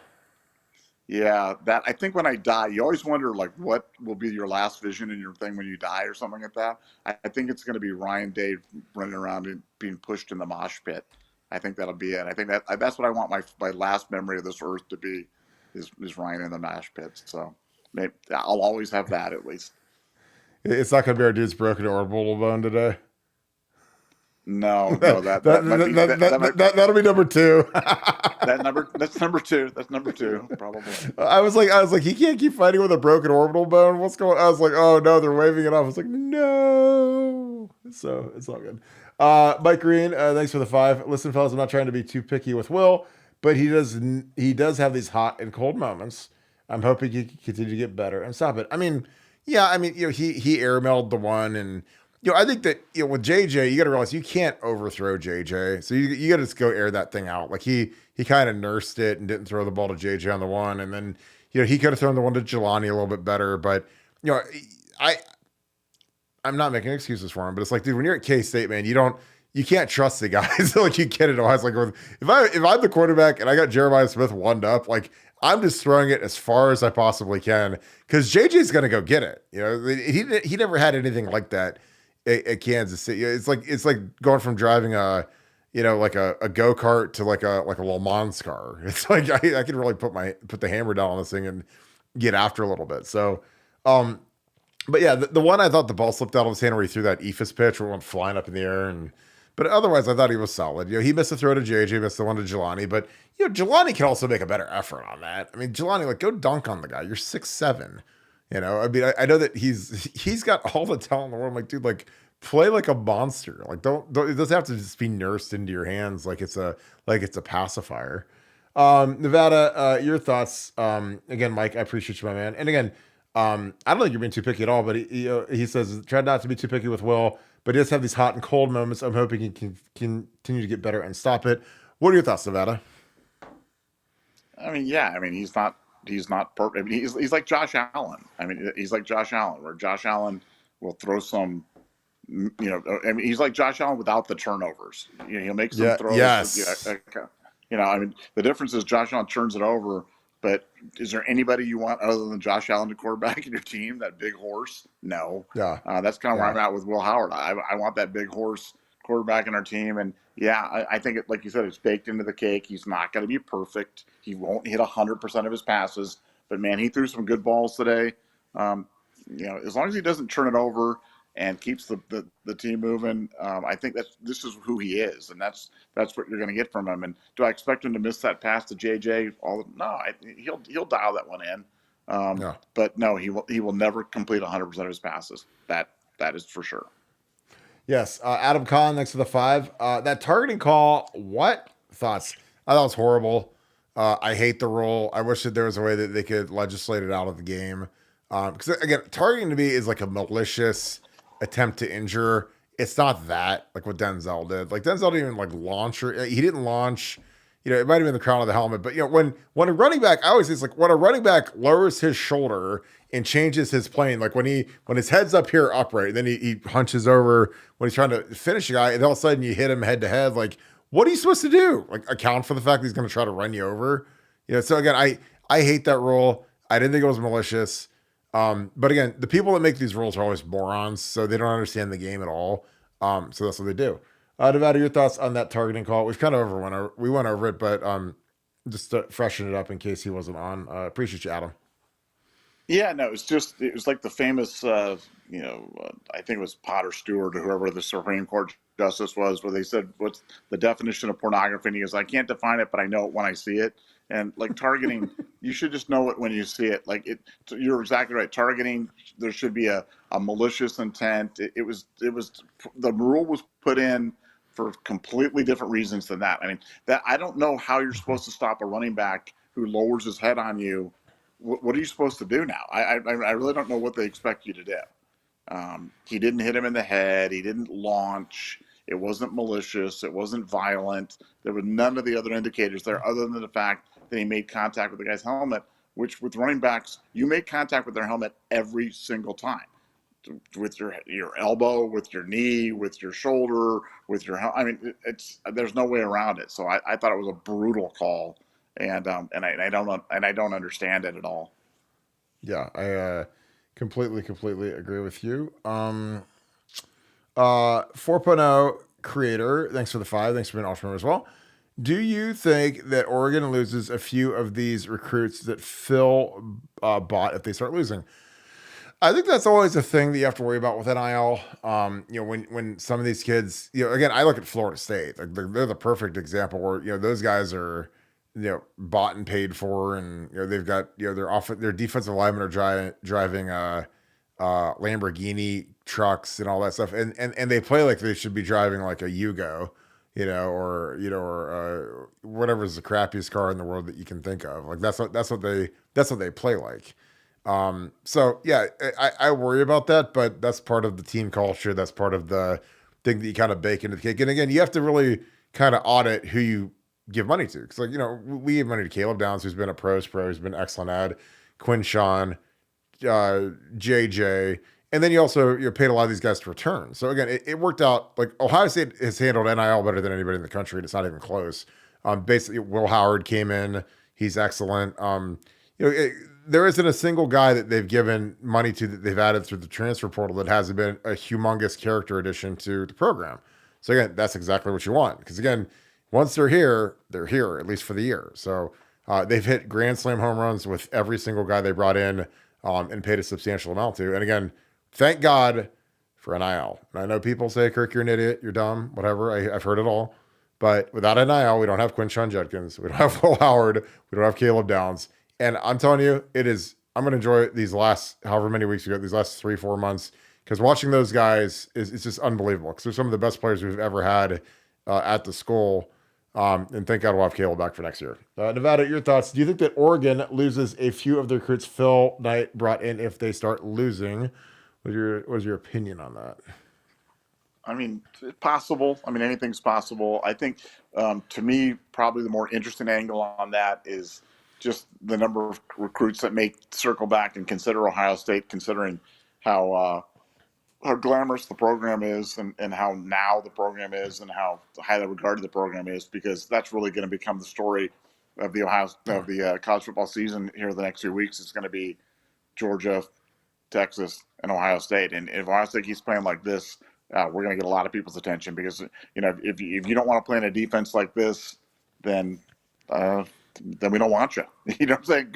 Go somewhere else and play against Oregon. Play for Oregon and struggle against Idaho, struggle against Boise State, and watch Ohio State drop 40 on you. So yeah, I mean it's 2020 and it's 5 minutes left in the third, so Oregon is not looking as invincible as people once thought. Zoe's father, 1980. Thank you for the 10.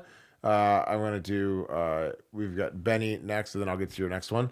Thank you for the 10. Last year had elite QBs. This year, there are none.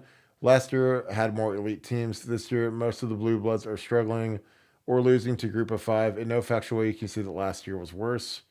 Well, I think last year was worse. I mean, God, you look at the teams that made the playoffs. It was like, I didn't think that Alabama team was great. Michigan won the national championship. I didn't think that was a great Michigan team. I thought they were okay, but they had a lot of things the right way. And again, we didn't have a difference maker at quarterback last year, so that killed us the whole season.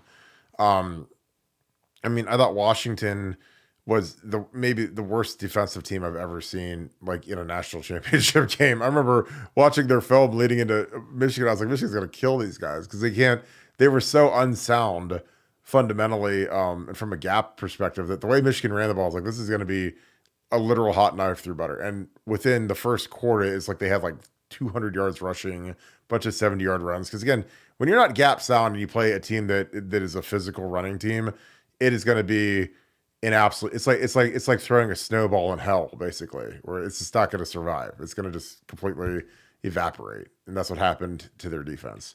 Nevada, your thoughts again, Benny boy, and again we can agree to disagree. I'm fine with that.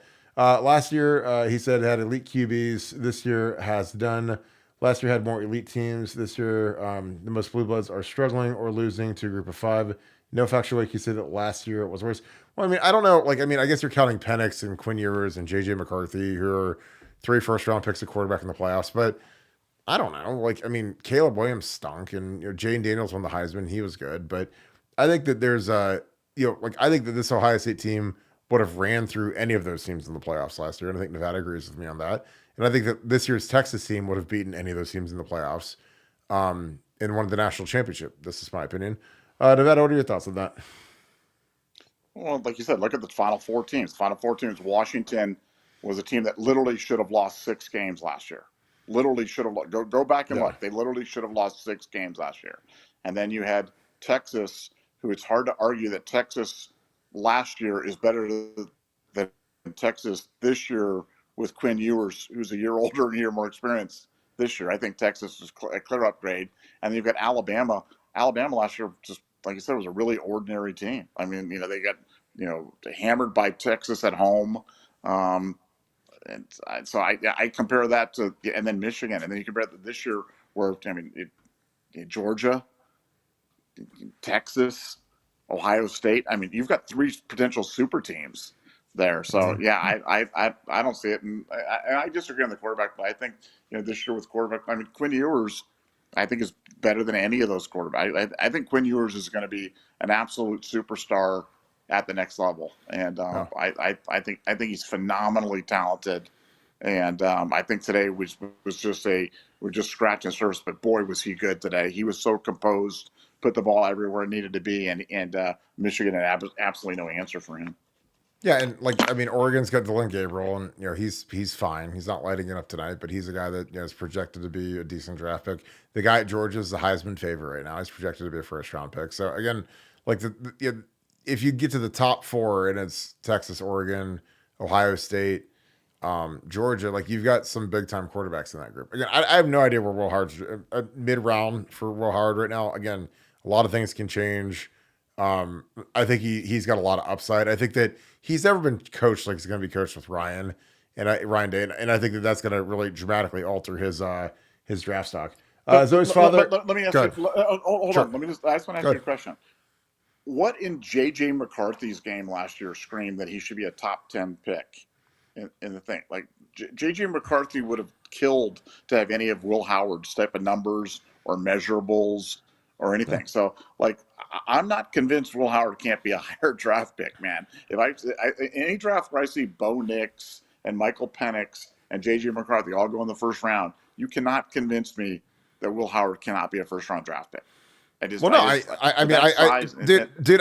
Paxton Lynch was a first round pick. So I mean, like when teams need a quarterback, like could Will Howard be a first round pick? Sure. I mean, I'd buy that. Again, you need a guy who's the face of the franchise, a guy with charisma, a guy with a lot of talent.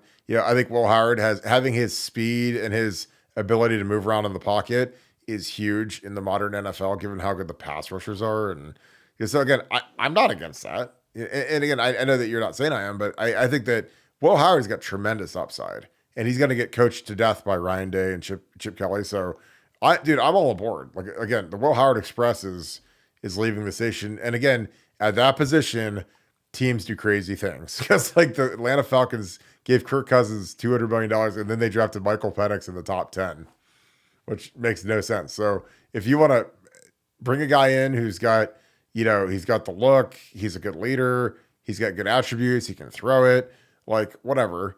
And you want to, kind of redshirt him and teach him the system, like Will Howard, I think would be great. Because again, nobody like last year thought Bo Nix was going to be a top 15 pick, not going into the season. I mean, he got ran out of Auburn and he was in a legacy there, So again, like when you get in with the right system, the right infrastructure, I think a lot of things can change. So yeah, I think Oregon's about to crib one. Oregon's running a punt back to the house, so hopefully Ohio State will do with that. So they're now up 26-20.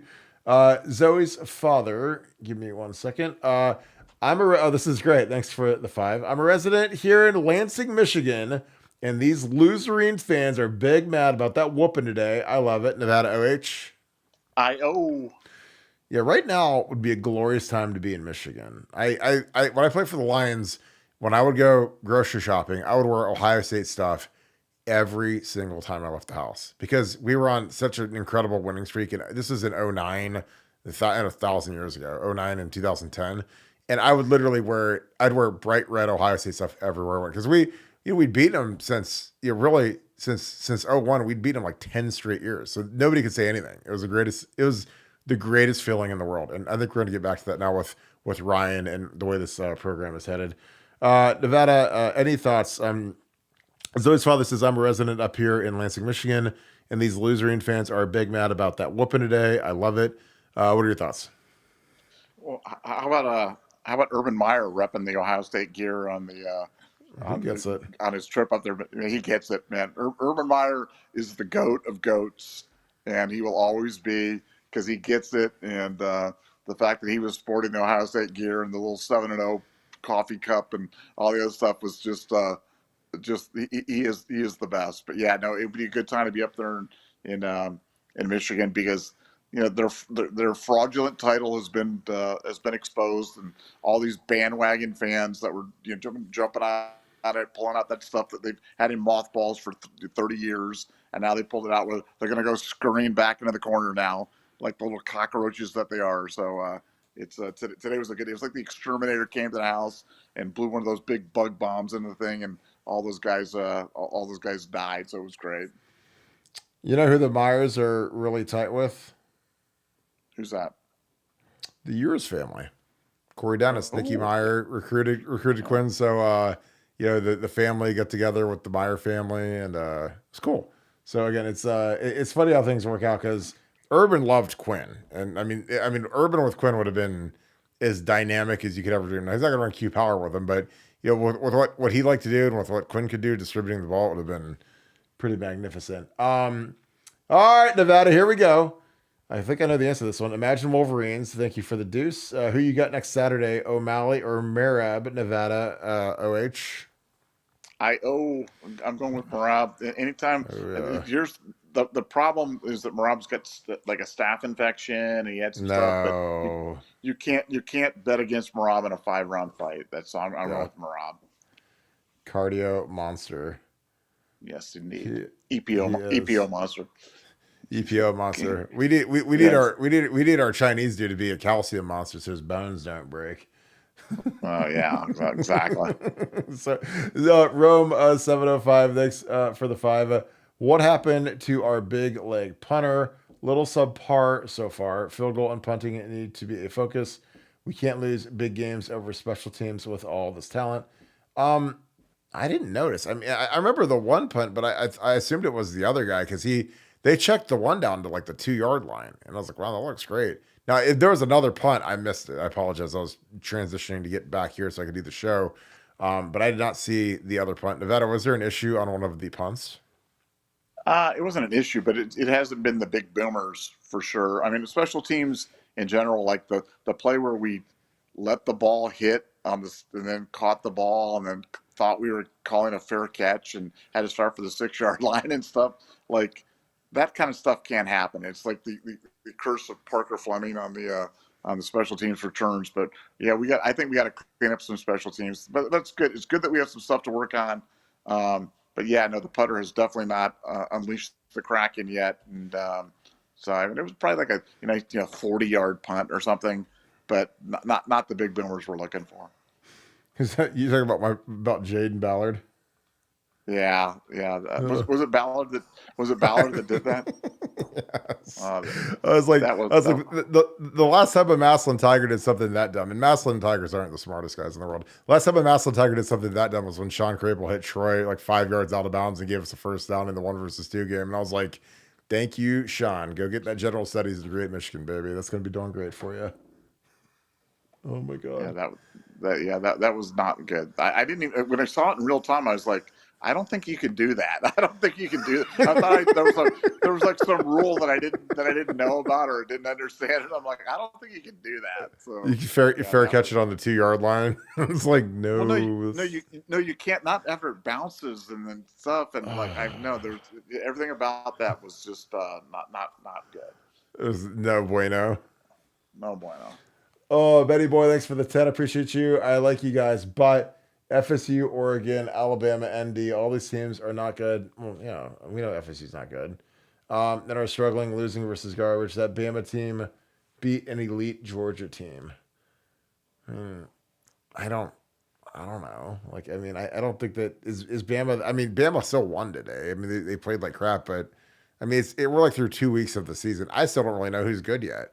I mean, I know Texas is really good, and I think Ohio State's really good, but we haven't played anybody. We've smashed the team. But again, that's not our fault that we don't make the schedule. We don't get to open with Notre Dame every year or Texas week 2 every year. So I don't know. Like I said, we'll see. And again, the thing about football is everything can change in an instant. Because if someone gets hurt, if the wrong guy gets hurt, then you throw it all out the window. So it's really about who's the best at the end of the year. Again, like my senior year, it looked like Oregon was the best team in the country, and then Dennis Dixon tore his ACL. And then magically they were mortal and not very good. So again, there's still a lot of football to be played to figure out who's good, who's not good. Like it'd be interesting to see if Oregon. I mean, Boise State is. I mean, dicing these guys up right now. I mean, they're down 7, but Boise was a pretty heavy dog in this thing, and I just think that you look around the country, man, and a lot of things can change, a lot of things can happen. So check back in November, I guess. Like this is kind of like saying who's going to win the Super Bowl like week 2 of the season in the NFL. Like there's a lot of stuff that can happen and injuries and teams going up or down or whatever. So I don't know. Like it's hard for me to say that right now. But again, I get your point. I respect that. But like I said, I think that Texas, Georgia, Ohio State would have ran through any of those teams last year, including Alabama. Nevada, your thoughts. Benny Boy says, I like you guys, but FSU, Oregon, Alabama, Notre Dame, all these teams are not good this year and are struggling versus losing versus garbage. That Bama team beat an elite Georgia team. Well, and again, like you can go back a million times. Like, go look up when Alabama, when they were excellent, played Georgia Southern. If you want to hear Nick Saban's greatest rant of all time, he talks about when they ran the triple option and just absolutely shredded them. And they had 11 guys that were NFL draft picks on defense, and they almost lost to Georgia Southern at Bryant Denny Stadium. So that team won a national championship, and they had 11 guys on defense that got drafted in the NFL, and they didn't look too hot against Georgia Southern. So it happens sometimes. And again, I'm not defending it. I'm just saying this is just the reality of college football. Do you have any thoughts on that, Nevada? Yeah, no, like you said, it's a long season, man. So many things, teams that are good could turn bad. And with one good performance, the entire narrative could change on things, or one bad injury. So, yeah, I think a lot of football to be played, and we'll see where it ends up. We'll see who the Final Four teams are, and we'll kind of compare them, because right now they could be completely different. Quinn Ewers goes down, and Arch Manning has to step in, and Texas could have a completely different look to it. So we'll see. Exactly. Andrew of Knox, thanks for the 5. What was the difference between run blocking this week and run blocking last week? Effort scheme, better cohesion. Nevada OH. I oh I would say I thought I thought the play calling was better. And again, Chip Kelly was. I mean, it's not just us. He was hard on himself. I didn't think he had his best game last week. Wasn't as diverse. I thought that the guys getting the butterflies of the first game out of their systems, Austin Seierveld, and I think that Josh Simmons needs as much conditioning, and he was much better this week. I thought. You got to remember, he missed a big chunk of camp with that stupid hand, foot, mouth stuff. So he was in the training room, or some of those guys they were sending home, so they weren't even in the building because it was so contagious. So they didn't want it to spread throughout the team. So some of those guys in the middle of training camp were like working out with Mickey Marotti and going home. They'd work out a couple times a day in a little sterile area, and Mickey would do as much as he could with them, but they didn't want that spreading throughout the team. So some of these guys missed a lot of training camp. So they looked a little rusty, which again, it's fine.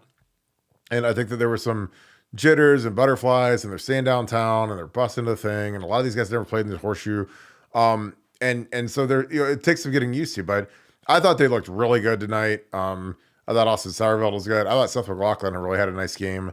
And again, I'm going to go back and rewatch it so I can give you guys a little bit more detail, but I think everything was better. And again, I think that Western Michigan's a better team than Akron, but there's a lot of change from last year with Chip being up in the box now, calling the plays. Like there's a lot of things that were first last year, and now I think it's never old hat, but I think that they've got more of a routine, and I think that they're only going to get stronger.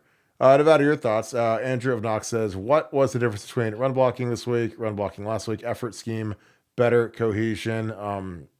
What are your thoughts?" oh, I just think we got into rhythm. I mean, last week, you have that play early on where JJ drops that pass on that tunnel screen. There's probably a 60, Yep. 70-yard touchdown. Yep.